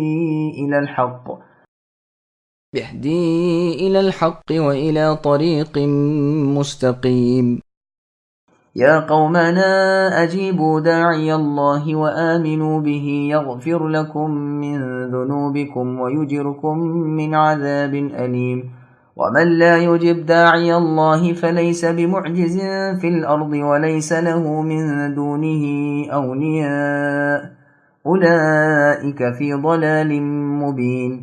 اور یاد کرو جب کہ ہم نے جنوں کی ایک جماعت کو اے نبی آپ کی طرف متوجہ کیا، وہ قرآن سن رہے تھے، پس جب نبی کے پاس پہنچ گئے تو ایک دوسرے سے کہنے لگے خاموش ہو جاؤ، پھر جب ختم ہو گیا تو اپنی قوم کو آگاہ کرنے کے لیے واپس لوٹ گئے، کہنے لگے اے ہماری قوم، ہم نے یقیناً وہ کتاب سنی ہے جو موسیٰ علیہ السلام کے بعد نازل کی گئی ہے، جو اپنے سے پہلی کتابوں کی تصدیق کرنے والی ہے، جو سچے دین کی اور راہ راست کی رہبری کرتی ہے۔ اے ہماری قوم، اللہ کے بلانے والے کا کہا مانو، اس پر ایمان لاؤ تو اللہ تعالیٰ تمہارے کچھ گناہ بخش دیں گے اور تمہیں المناک عذاب سے پناہ دیں گے، اور جو شخص اللہ کے بلانے والے کا کہا نہ مانے گا بس وہ زمین میں کہیں بھاگ کر اللہ تعالیٰ کو تھکا نہیں سکتا، اور نہ اللہ تعالیٰ کے سوا اور کوئی اس کے مددگار ہوں گے، یہ لوگ کھلی گمراہی میں ہیں۔ سامعین، اب آیتوں کی تفسیر سماعت کیجیے۔ جنات کی حقیقت اور قرآن سننا، نیز رسول اللہ صلی اللہ علیہ وسلم جنات کے بھی نبی ہیں۔ ابن عباس رضی اللہ عنہما کی روایت میں ہے کہ یہ جنات نصیبین کے تھے، تعداد میں 7 تھے۔ کتاب دلائل النبوہ میں یہ روایت ابن عباس رضی اللہ عنہما سے مروی ہے کہ نہ تو رسول اللہ صلی اللہ علیہ وسلم نے جنات کو سنانے کی غرض سے قرآن پڑھا تھا، نہ آپ نے انہیں دیکھا، آپ تو اپنے صحابہ رضی اللہ عنہم کے ساتھ عکاظ کے بازار میں جا رہے تھے۔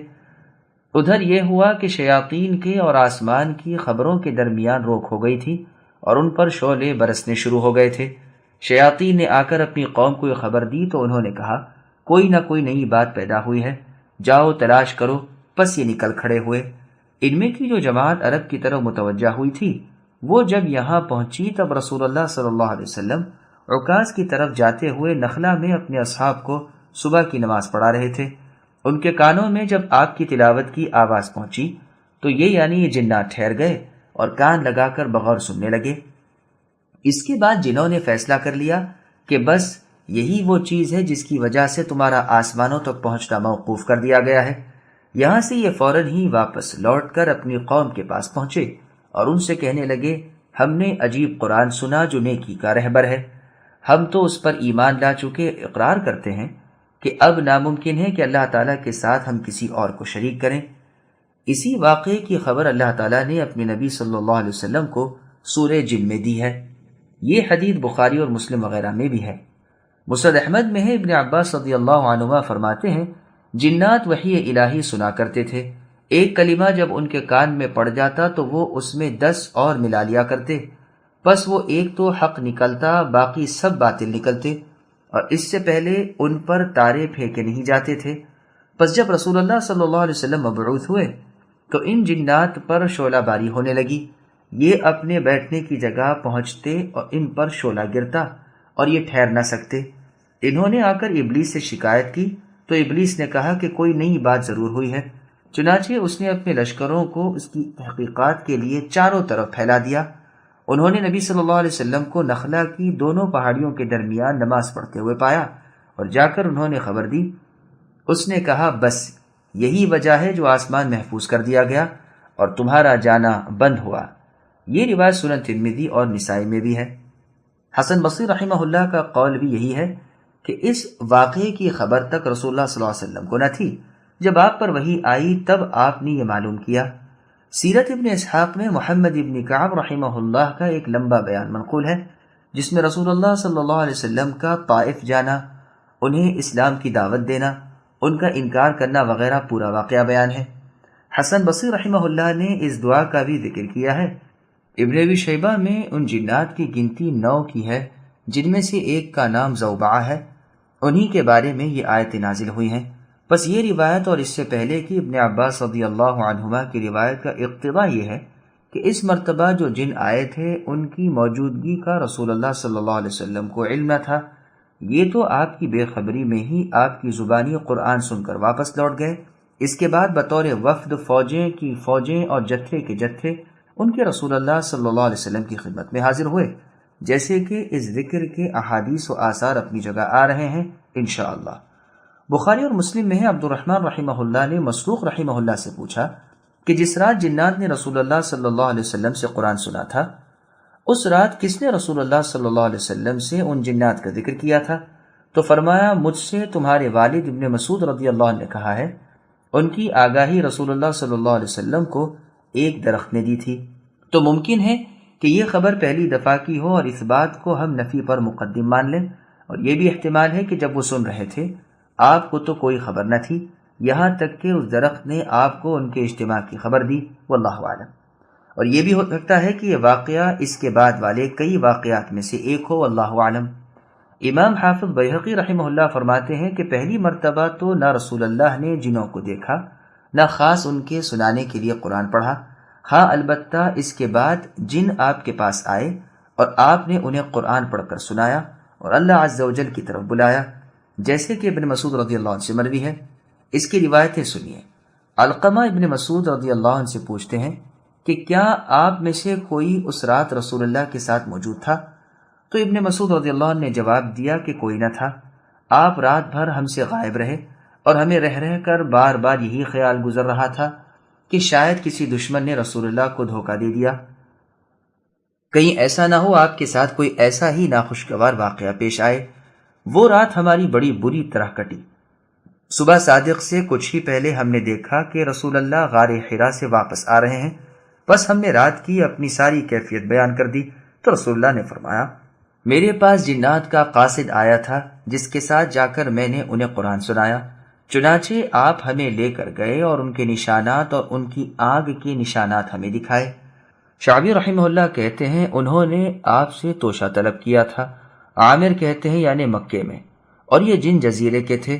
تو رسول اللہ نے ان جنوں سے فرمایا، ہر وہ ہڈی جس پر اللہ کا نام ذکر کیا گیا ہو وہ تمہارے ہاتھوں میں پہلے سے زیادہ گوشت والی ہو کر پڑے گی، اور لید اور گوبر تمہارے جانوروں کا چارہ بنے گا۔ پس اے مسلمانوں، ان دونوں چیزوں یعنی لید، گوبر اور ہڈی سے استنجا نہ کرو، یہ تمہارے جن بھائیوں کی خوراک ہے۔ یہ روایت صحیح مسلم، سنن نبی داؤد وغیرہ کی ہے۔ صحیح مسلم کی ایک دوسری روایت میں ہے کہ اس رات رسول اللہ کو نہ پا کر ہم صحابہ بہت ہی گھبرائے تھے اور تمام وادیوں اور گھاٹیوں میں تلاش کر کے آئے تھے۔ ابن جریر کی تفسیر میں عبداللہ ابن مسعود رضی اللہ عنہ کی روایت میں ہے کہ رسول اللہ نے فرمایا، تم میں سے جو چاہے آج کی رات جنات کے امر میں میرے ساتھ رہے۔ پس میں موجود ہو گیا، آپ مجھے لے کر چلے۔ جب مکہ معظمہ کے اونچے والے حصے میں پہنچے تو آپ نے اپنے پاؤں سے ایک خط کھینچ دیا اور مجھ سے فرمایا، بس یہیں بیٹھے رہو۔ پھر آپ چلے اور ایک جگہ کھڑے ہو کر آپ نے قرات شروع کی۔ پھر تو اس قدر جماعت آپ کے ارد گرد ٹھٹ لگا کر کھڑی ہو گئی کہ میں تو آپ کی قرات سننے سے بھی رہ گیا۔ پھر میں نے دیکھا کہ جس طرح ابر کے ٹکڑے پھٹتے ہیں اس طرح وہ ادھر ادھر جانے لگے، اور یہاں تک کہ اب بہت تھوڑے رہ گئے۔ بس رسول اللہ صبح کے وقت فارغ ہوئے اور آپ وہاں سے دور نکل گئے اور حاجت سے فارغ ہو کر میرے پاس تشریف لائے اور پوچھنے لگے، وہ باقی کے کہاں ہیں؟ میں نے کہا، وہ یہ ہیں۔ بس آپ نے انہیں ہڈی اور لید دی۔ پھر آپ نے مسلمانوں کو ان دونوں چیزوں سے استنجا کرنے سے منع فرما دیا۔ بس یہ واقعات صاف ہیں کہ رسول اللہ صلی اللہ علیہ وسلم نے قصداً جا کر جنات کو قرآن سنایا، انہیں اسلام کی طرف دعوت دی، اور جن مسائل کی اس وقت انہیں ضرورت تھی وہ سب بتا دیے۔ ہاں، پہلی مرتبہ جب جنات نے آپ کی زبانی قرآن سنا اس وقت آپ کو معلوم نہ تھا، نہ آپ نے انہیں سنانے کی غرض سے قرآن پڑھا تھا، جیسے کہ ابن عباس رضی اللہ عنہ فرماتے ہیں۔ اس کے بعد وہ وفود کی صورت میں آئے اور رسول اللہ عمدن تشریف لے گئے اور انہیں قرآن سنایا۔ ابن مسعود رضی اللہ عنہ رسول اللہ کے ساتھ اس وقت نہ تھے جبکہ آپ نے ان سے بات چیت کی، انہیں اسلام کی دعوت دی، البتہ کچھ فاصلے پر دور بیٹھے ہوئے تھے۔ آپ کے ساتھ اس واقعے میں سوائے ابن مسعود رضی اللہ عنہ کے اور کوئی نہ تھا، اور دوسری تطبیق ان روایات میں جن میں ہے کہ آپ کے ساتھ ابن مسعود تھے اور جن میں ہے کہ نہ تھے، یہ بھی ہو سکتی ہے کہ پہلی دفعہ نہ تھے، دوسری مرتبہ تھے، واللہ اعلم۔ یہ بھی مروی ہے کہ نخلا میں جن جنوں نے رسول اللہ سے ملاقات کی تھی وہ نینوا کے تھے، اور مکہ مکرمہ میں جو آپ کی خدمت میں حاضر ہوئے تھے وہ نصیبین کے تھے۔ اور یہ جو روایتوں میں آیا ہے کہ ہم نے وہ رات بہت بری طرح بسر کی، اس سے مراد ابن مسعود رضی اللہ عنہ کے سوا اور صحابہ رضی اللہ عنہم ہیں جنہیں اس بات کا علم نہ تھا کہ رسول اللہ جنات کو قرآن سنانے گئے ہیں، لیکن یہ تعویل ہے ذرا دور کی، واللہ اعلم۔ بیہقی میں ہے کہ رسول اللہ صلی اللہ علیہ وسلم کی حاجت اور وضو کے لیے آپ کے ساتھ ساتھ ابو ہریرہ رضی اللہ عنہ پانی کی ڈولچی لیے ہوئے جایا کرتے تھے۔ ایک دن یہ پیچھے پیچھے پہنچے۔ رسول اللہ نے پوچھا کون ہے؟ جواب دیا کہ میں ابو ہریرہ ہوں۔ فرمایا میرے استنجے کے لیے پتھر لاؤ لیکن ہڈی اور لید نہ لانا۔ میں اپنی جھولی میں پتھر بھر لایا اور آپ کے پاس رکھ دیے۔ جب آپ فارغ ہو چکے اور چلنے لگے، میں بھی آپ کے پیچھے چلا اور پوچھا اللہ کے رسول کیا وجہ ہے جو آپ نے ہڈی اور لید سے منع فرما دیا؟ رسول اللہ نے جواب دیا میرے پاس نصیبین کے جنوں کا وفد آیا تھا اور انہوں نے مجھ سے توشہ طلب کیا تھا۔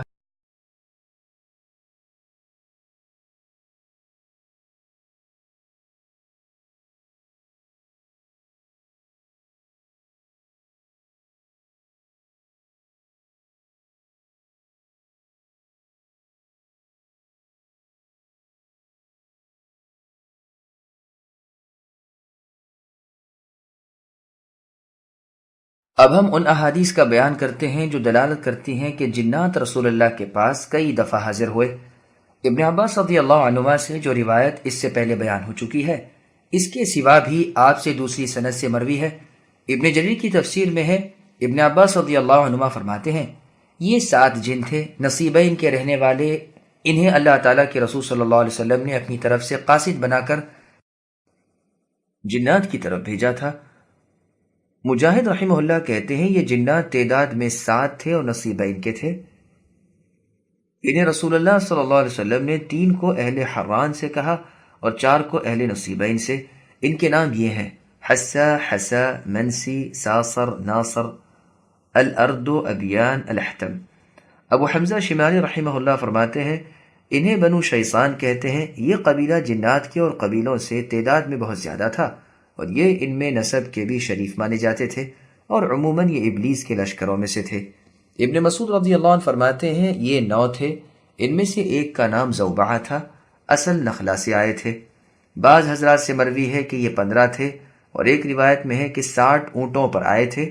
ان کے سردار کا نام دردردان تھا اور کہا گیا ہے کہ 300 تھے اور یہ بھی مروی ہے کہ 12,000 تھے۔ ان سب روایتوں میں تطبیق یہ ہے کہ چونکہ وفود کئی ایک آئے تھے، ممکن ہے کہ کسی میں 6، 7، 9 ہی ہو، کسی میں زیادہ کسی میں کم، اس سے بھی زیادہ۔ اس پر دلیل صحیح بخاری کی روایت بھی ہے کہ عمر بن الخطاب رضی اللہ عنہ جس چیز کی نسبت جب کبھی کہتے کہ میرے خیال میں یہ اس طرح ہوگی تو وہ عموماً اسی طرح نکلتی۔ ایک مرتبہ آپ رضی اللہ عنہ بیٹھے ہوئے تھے کہ ایک حسین شخص گزرا۔ عمر رضی اللہ عنہ نے اسے دیکھ کر فرمایا اگر میرا گمان غلط نہ ہو تو یہ شخص اپنے جاہلیت کے زمانے میں ان لوگوں کا کاہن تھا، جانا ذرا اسے لے آنا۔ جب وہ آ گیا تو آپ نے اپنا یہ خیال اس پر ظاہر فرمایا۔ وہ کہنے لگا مسلمانوں میں اس ذہانت و فطانت کا کوئی شخص آج تک میری نظر سے نہیں گزرا۔ عمر رضی اللہ عنہ نے فرمایا اب میں تم سے کہتا ہوں کہ تم اپنی کوئی صحیح اور سچی خبر سناؤ۔ انہوں نے کہا بہت اچھا، سنیے۔ میں جاہلیت کے زمانے میں ان کا کاہن تھا، میرے پاس میرا جن جو سب سے زیادہ تعجب خیز خبر لایا وہ سنیے۔ میں ایک مرتبہ بازار میں جا رہا تھا کہ وہ آ گیا اور سخت گھبراہٹ میں تھا اور کہنے لگا کیا تم نے جنوں کی بربادی، مایوسی اور ان کے پھیلنے کے بعد سمٹ جانا اور ان کی درگت نہیں دیکھی؟ عمر رضی اللہ عنہ فرمانے لگے یہ شخص سچا ہے۔ ایک مرتبہ میں نے ان کے بتوں کے پاس سویا ہوا تھا، ایک شخص نے وہاں ایک بچھڑا چڑھایا کہ ناگہاں ایک سخت پرزور آواز آئی، ایسی کہ اتنی بڑی بلند اور کرخت آواز میں نے کبھی نہیں سنی۔ اس نے کہا اے جلیح، نجات دینے والا امر آ چکا، ایک شخص ہے جو فصیح زبان سے لا الہ الا اللہ کی منادی کر رہا ہے۔ سب لوگ تو مارے ڈر کے بھاگ گئے لیکن میں وہیں بیٹھا رہا کہ دیکھوں آخر یہ ہے کیا، کہ دوبارہ پھر اسی طرح وہی آواز سنائی دی اور اس نے وہی کہا۔ پس کچھ ہی دن گزرے تھے جو نبی صلی اللہ علیہ وسلم کی نبوت کی آوازیں ہمارے کانوں میں پڑنے لگی۔ اس روایت کے ظاہر الفاظ سے تو یہ معلوم ہوتا ہے کہ خود فاروق اعظم عمر رضی اللہ عنہ نے آواز اس ذبح شدہ بچڑے سے سنی، اور ایک ضعیف روایت میں صریح طور پر یہ بھی آ گیا ہے، لیکن باقی اور روایتیں یہ بتلا رہی ہیں کہ اسی کاہن نے اپنے دیکھنے سننے کا ایک اور واقعہ یہ بھی بیان کیا، واللہ اعلم۔ امام بیہقی رحمہ اللہ نے یہی کہا ہے اور یہی کچھ اچھا معلوم ہوتا ہے۔ اس شخص کا نام سواد ابن قارب تھا۔ جو شخص اس واقعے کی پوری تفصیل دیکھنا چاہتا ہو وہ میری کتاب سیرت عمر فاروق رضی اللہ عنہ دیکھ لے، وللہ الحمد والمنہ۔ امام بیہقی رحمہ اللہ فرماتے ہیں ممکن ہے یہی وہ کاہن ہو جس کا ذکر بغیر نام کے صحیح حدیث میں ہے۔ ابو نعیم الاصبہانی رحمہ اللہ کی دلائل النبوہ میں ایک روایت ہے کہ ایک شخص عثمان ذو النورین رضی اللہ عنہ کی خدمت میں آئے اور کہنے لگے امیر المؤمنین، میں ایک جنگل میں تھا، میں نے دیکھا کہ دو سانپ آپس میں خوب لڑ رہے ہیں، یہاں تک کہ ایک نے دوسرے کو مار ڈالا۔ اب میں انہیں چھوڑ کر جہاں معرکہ ہوا تھا وہاں گیا، دیکھا تو بہت سے سانپ قتل کیے ہوئے پڑے ہیں اور بعضوں سے اسلام کی خوشبو آ رہی ہے۔ بس میں نے ایک ایک کو سونگھنا شروع کیا، یہاں تک کہ ایک زرد رنگ کے دبلے پتلے سانپ میں سے مجھے اسلام کی خوشبو آنے لگی۔ میں نے اپنے عمامے میں لپیٹ کر اسے دفنا دیا۔ اب میں چلا جا رہا تھا جو میں نے ایک آواز سنی کہ اے اللہ کے بندے، تجھے اللہ تعالیٰ کی طرف سے ہدایت دی گئی۔ یہ دونوں سانپ جنات کے قبیلے بنو شیبان اور بنو قیس میں سے تھے، ان دونوں میں جنگ ہوئی اور پھر جس قدر قتل ہوئے وہ تم نے خود دیکھ لیے۔ انہی میں ایک شہید جنہیں تم نے دفن کیا وہ تھے جنہوں نے خود رسول اللہ صلی اللہ علیہ وسلم کی زبانی وحی الہی سنی تھی۔ عثمان رضی اللہ عنہ اس قصے کو سن کر فرمانے لگے، اے شخص، اگر تو سچا ہے تو اس میں شک نہیں کہ تو نے عجب واقعہ دیکھا، اور اگر تو جھوٹا ہے تو جھوٹ کا بوجھ تجھ ہی پر ہے۔ اب آیت کی تفسیر سنیے۔ ارشاد ہے کہ جب ہم نے اے نبی آپ کی طرف جنات کا ایک گروہ کو پھیرا جو قرآن سن رہا تھا، جب وہ حاضر ہو گئے اور تلاوت شروع ہونے کو تھی تو انہوں نے آپس میں ایک دوسرے کو یہ ادب سکھایا کہ خاموشی سے سنو۔ ان کا ایک اور ادب بھی حدیث میں آیا ہے، سنن ترمذی وغیرہ میں ہے کہ ایک مرتبہ رسول اللہ صلی اللہ علیہ وسلم نے صحابہ کرام رضی اللہ عنہم کے سامنے سورہ رحمان کی تلاوت کی، پھر فرمایا، کیا بات ہے جو تم سب خاموشی رہے؟ تم سے بہت اچھے جواب دینے والے جنات ثابت ہوئے جب بھی میرے منہ سے انہوں نے یہ آیت فَبِأَيِّ آلَاءِ رَبِّكُمَا تُكَذِّبَانِ سنی، یعنی اے جنوں انسان کے گروہ، تم اپنے رب کی کن کن نعمتوں کو جھٹلاؤ گے؟ تو جنہوں نے جواب میں کہا وَلَا بِشَيْءٍ مِّنْ آلَائِكَ أَوْ نَعَمِكَ رَبَّنَا نُكَذِّبُ فَلَكَ الْحَمْدُ، یعنی آپ کی کسی بھی نعمت اور آلاء کا اے ہمارے پروردگار، ہم انکار نہیں کرتے، اس کو جھٹلاتے نہیں، بس تعریف و شکر آپ ہی کے لیے ہے۔ پھر فرماتے ہیں اللہ تعالیٰ کہ جب فراغت حاصل کی گئی، قضیہ کے معنی ان آیتوں میں بھی یہی ہے، فَإِذَا قُضِيَتِ الصَّلَاةُ اور فَقَضَاهُنَّ سَبْعَ سَمَاوَاتٍ اور فَإِذَا قَضَيْتُم مَنَاسِكَكُمْ، پھر فرمایا اور وہ اپنی قوم کو دھمکانے اور انہیں آگاہ کرنے کے لیے واپس ان کی طرف چلے، جیسے اللہ عز و جل کا فرمان ہے سورہ توبہ کی آیت نمبر 22 میں، لِيَتَفَقَّهُوا فِي الدِّينِ، یعنی وہ دین کی سمجھ حاصل کریں، اور جب واپس اپنی قوم کے پاس پہنچے تو انہیں بھی ہوشیار کر دیں، بہت ممکن ہے کہ وہ بچاؤ اختیار کر لیں۔ اس آیت سے استدلال کیا گیا ہے کہ جنات میں بھی اللہ تعالیٰ کی باتوں کو پہنچانے والے اور ڈر سنانے والے ہیں، لیکن ان میں سے رسول نہیں بنائے گئے۔ یہ بات بلا شک ثابت ہے کہ جنوں میں پیغمبر نہیں ہیں، جیسا کہ اللہ تعالیٰ نے سورہ یوسف کی آیت نمبر 109 میں فرمایا وَمَا أَرْسَلْنَا مِن قَبْلِكَ إِلَّا رِجَالًا، الآیہ، یعنی ہم نے اے نبی آپ سے پہلے بھی جتنے رسول بھیجے وہ سب بستیوں کے رہنے والے انسان ہی تھے جن کی طرف ہم اپنی وحی بھیجا کرتے۔ اور سورہ فرقان کی آیت نمبر 20 میں فرمایا وَمَا أَرْسَلْنَا قَبْلَكَ مِنَ الْمُرْسَلِينَ إِلَّا إِنَّهُمْ لَيَأْكُلُونَ الطَّعَامَ وَيَمْشُونَ فِي الْأَسْوَاقِ، یعنی اے نبی آپ سے پہلے ہم نے جتنے رسول بھیجے وہ سب کھانا کھاتے تھے اور بازاروں میں چلتے پھرتے تھے۔ ابراہیم خلیل اللہ علیہ السلام کی نسبت قرآن میں اللہ تعالیٰ نے سورہ عنکبوت کی آیت نمبر 27 میں فرمایا وَجَعَلْنَا فِي ذُرِّيَّتِهِ النُّبُوَّةَ وَالْكِتَابَ، یعنی ہم نے ابراہیم علیہ السلام کی اولاد میں نبوت اور کتاب رکھ دی۔ بس آپ کے بعد جتنے بھی نبی آئے وہ آپ ہی کے خاندان اور آپ ہی کی نسل میں سے ہوئے ہیں۔ لیکن سورہ انعام کی آیت نمبر 13 یا معشر الجن والانس الم یأتکم رسل منکم، یعنی اے جنوں اور انسانوں کے گروہ، کیا تمہارے پاس تم میں سے رسول نہیں آئے تھے؟ تو اس کا مطلب اور اس سے مراد یہ دونوں جنس ہیں، یعنی انسان اور جن، بس اس کا مصداق صرف ایک جنسی ہو سکتی ہے، یعنی انسان، جیسے اللہ تعالیٰ نے سورہ رحمان کی آیت نمبر 22 میں فرمایا یخرج منہما اللؤلؤ والمرجان، یعنی ان دونوں سمندروں میں سے موتی اور مونگا نکلتا ہے، حالانکہ دراصل ایک میں سے ہی یہ دونوں نکلتے ہیں۔ اب بیان ہو رہا ہے جنات کے اس واز کا جو انہوں نے اپنی قوم میں کیا۔ فرمایا کہ ہم نے اس کتاب کو سنا ہے جو موسیٰ علیہ السلام کے بعد نازل ہوئی ہے۔ عیسیٰ علیہ السلام کی کتاب انجیل کا ذکر اس لیے چھوڑ دیا کہ وہ دراصل تورات کو پورا کرنے والی تھی۔ اس میں زیادہ تر واز کے اور دل کو نرم کرنے کے بیانات تھے، حرام حلال کے مسائل بہت کم تھے، بس اصل چیز تورات ہی رہی۔ اسی لیے ان مسلم جنات نے اسی کا ذکر کیا، اور اسی بات کو پیش نظر رکھ کر ورقہ بن نوفل نے جس وقت رسول اللہ کی زبانی جبریل علیہ السلام کے اول دفعہ آنے کا حال سنا تو کہا تھا کہ واہ واہ، یہی تو وہ مبارک وجود ہے جو اللہ تعالیٰ کے رازدار ہیں، یعنی جبریل علیہ السلام جو موسیٰ علیہ السلام کے پاس آیا کرتے تھے۔ کاش کہ میں کچھ اور زمانہ زندہ رہتا۔ یہ روایت بخاری کی ہے۔ پھر قرآن کی اور صفت بیان کرتے ہیں کہ وہ اپنے سے پہلے کی تمام آسمانی کتابوں کو سچا بتلاتا ہے، وہ اعتقادی مسائل اور اخباری مسائل میں حق کی جانب رہبری کرتا ہے اور اعمال میں راہ راست دکھاتا ہے۔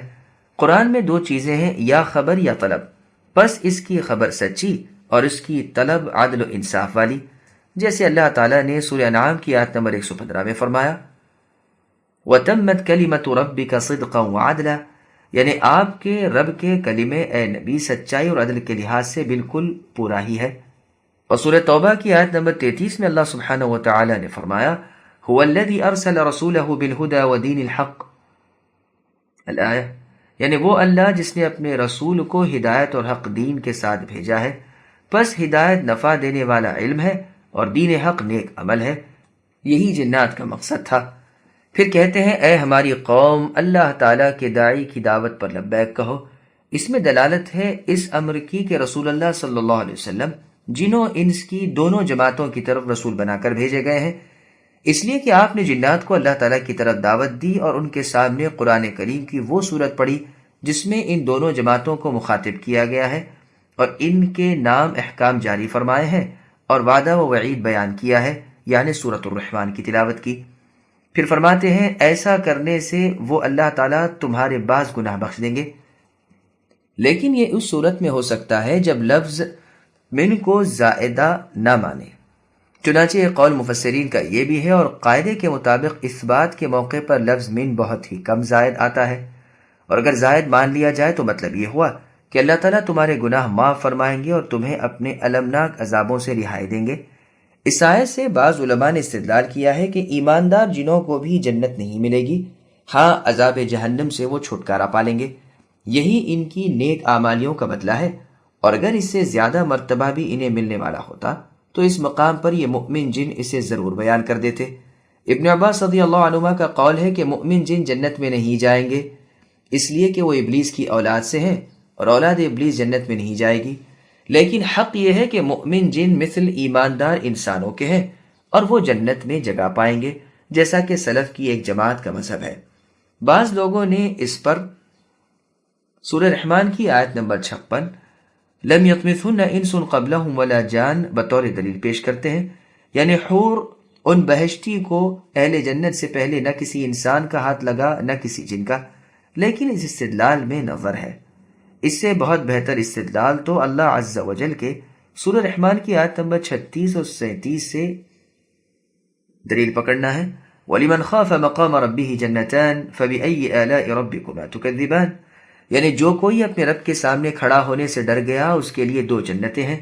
پھر اے جنوں اور انسانوں، تم اپنے پروردگار کی کون سی نعمت کو جھٹلاتے ہو؟ اس آیت میں اللہ تعالیٰ انسانوں اور جنوں پر اپنا احسان جتاتے ہیں کہ ان کے نیک کار کا بدلہ جنت ہے، اور اس آیت کو سن کر مسلمان انسانوں سے بہت زیادہ شکریہ مسلمان جنوں نے کیا، اور اسے سنتے ہی کہا کہ اللہ تعالیٰ ہم آپ کی نعمتوں میں سے کسی کے انکاری نہیں، ہم آپ کے بہت بہت شکر گزار ہیں اور آپ کی تعریف کرنے والے ہیں۔ ایسا تو نہیں ہو سکتا کہ ان کے سامنے ان پر وہ احسان جتایا جائے جو دراصل انہیں ملنے کا نہیں۔ اور بھی ہماری ایک دلیل سنیے، جب کافر جنات کو جہنم میں ڈالا جائے گا جو مقام عدل ہے، تو مؤمن جنات کو جنت میں کیوں نہ لے جایا جائے گا جو مقام فضل ہے، بلکہ یہ بہت زیادہ لائق اور بطور اولا ہونے کے قابل ہے۔ اور اس پر وہ آیتیں بھی دلیل ہیں جن میں عام طور پر ایمانداروں کو جنت کی خوشخبری دی گئی ہے۔ مثلا اللہ تعالیٰ نے سورہ کہف کی آیت نمبر 107 میں فرمایا ان الذین آمنوا وعملوا الصالحات كانت لهم جنات الفردوس نزلا وغیرہ وغیرہ. یعنی ایمانداروں کا مہمان خانہ یقیناً جنت الفردوس ہے. الحمدللہ میں نے اس مسئلے کو بہت کچھ وضاحت کے ساتھ اپنی ایک مستقل تصنیف میں بیان کر دیا ہے. اور سنیے، جنت کا تو یہ حال ہے کہ ایمانداروں کے کل داخل ہونے کے بعد بھی اس میں بے حد و حساب جگہ بچ رہے گی، اور پھر ایک نئی مخلوق پیدا کر کے انہیں اس میں آباد کیا جائے گا. پھر کوئی وجہ نہیں کہ ایماندار اور نیک عمل والے جنات جنت میں نہ بھیجے جائیں.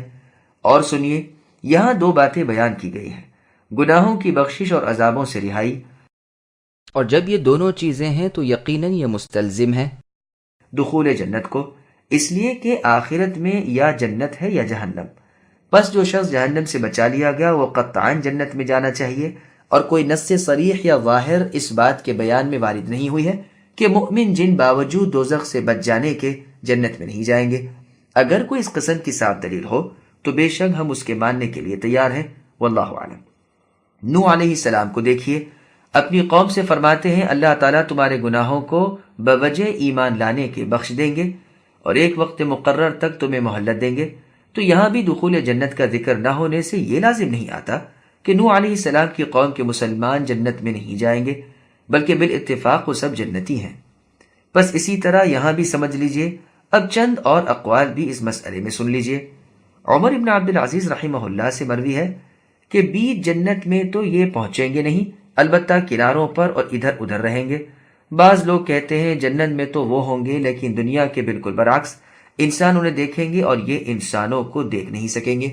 بعض لوگوں کا قول ہے کہ جنات جنت میں کھائیں گے پیئیں گے نہیں، صرف تسبیح و تحمید و تقدیس ان کا کھانا ہوگا جیسے فرشتے، اس لیے کہ یہ بھی انہی کے جنس سے ہیں. لیکن ان تمام اقوال میں نظر ہے اور سب بے دلیل ہیں. پھر مؤمن واعظ فرماتے ہیں کہ جو اللہ تعالیٰ کے داعی کی دعوت کو قبول نہ کرے گا وہ زمین میں اللہ تعالیٰ کو ہرا نہیں سکتا، بلکہ اللہ تعالیٰ کی قدرت اس پر مشتمل اور اسے گھیرے ہوئے ہے. اللہ کے عذابوں سے انہیں کوئی بچا نہیں سکتا. یہ کھلے بہکاوے میں ہے. خیال فرمائیے کہ تبلیغ کا یہ طریقہ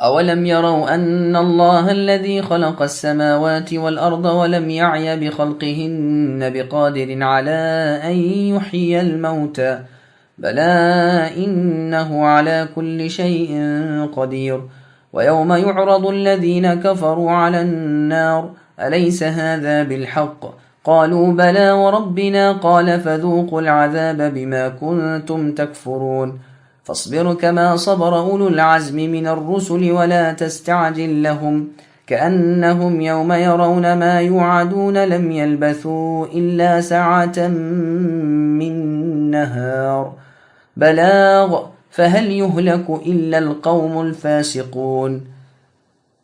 کیا وہ کفار و مشرکین نہیں دیکھتے کہ جس اللہ تعالیٰ نے آسمانوں اور زمینوں کو پیدا کر دیا اور ان کے پیدا کرنے سے وہ تھکے نہیں، وہ یقیناً مردوں کو زندہ کرنے پر قادر ہیں.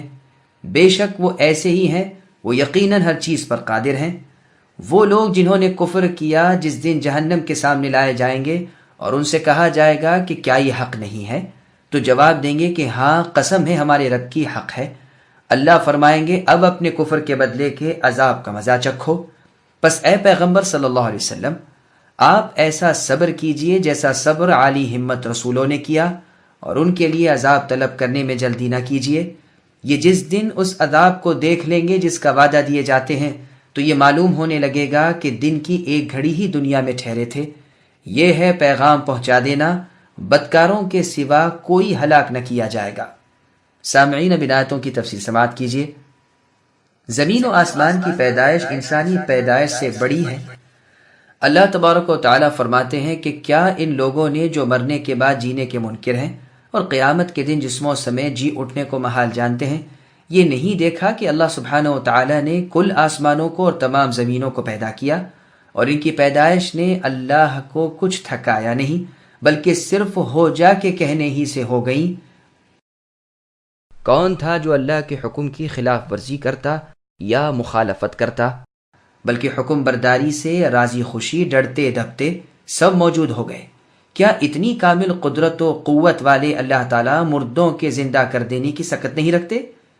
چنانچہ اللہ تعالیٰ نے سورہ مؤمن کی آیت نمبر 57 میں فرمایا لَخَلْقُ السَّمَاوَاتِ وَالْأَرْضِ أَكْبَرُ مِنْ خَلْقِ النَّاسِ وَلَكِنَّ أَكْثَرَ النَّاسِ لَا يَعْلَمُونَ، یعنی انسانوں کی پیدائش سے تو بہت بھاری اور مشکل اور بہت بڑی اہم پیدائش آسمان و زمین کی ہے، لیکن اکثر لوگ بے سمجھ ہیں۔ جب زمین و آسمان کو اللہ نے پیدا کر دیا تو انسان کا پیدا کر دینا خواہ ابتداءً ہو خواہ دوبارہ ہو، اللہ پر کیا مشکل ہے؟ اسی لیے یہاں بھی فرمایا کہ ہاں، اللہ تعالیٰ ہر چیز پر قادر ہے، اور انہی میں سے موت کے بعد زندہ کرنا ہے کہ اس پر بھی اللہ تعالیٰ صحیح طور پر قادر ہیں۔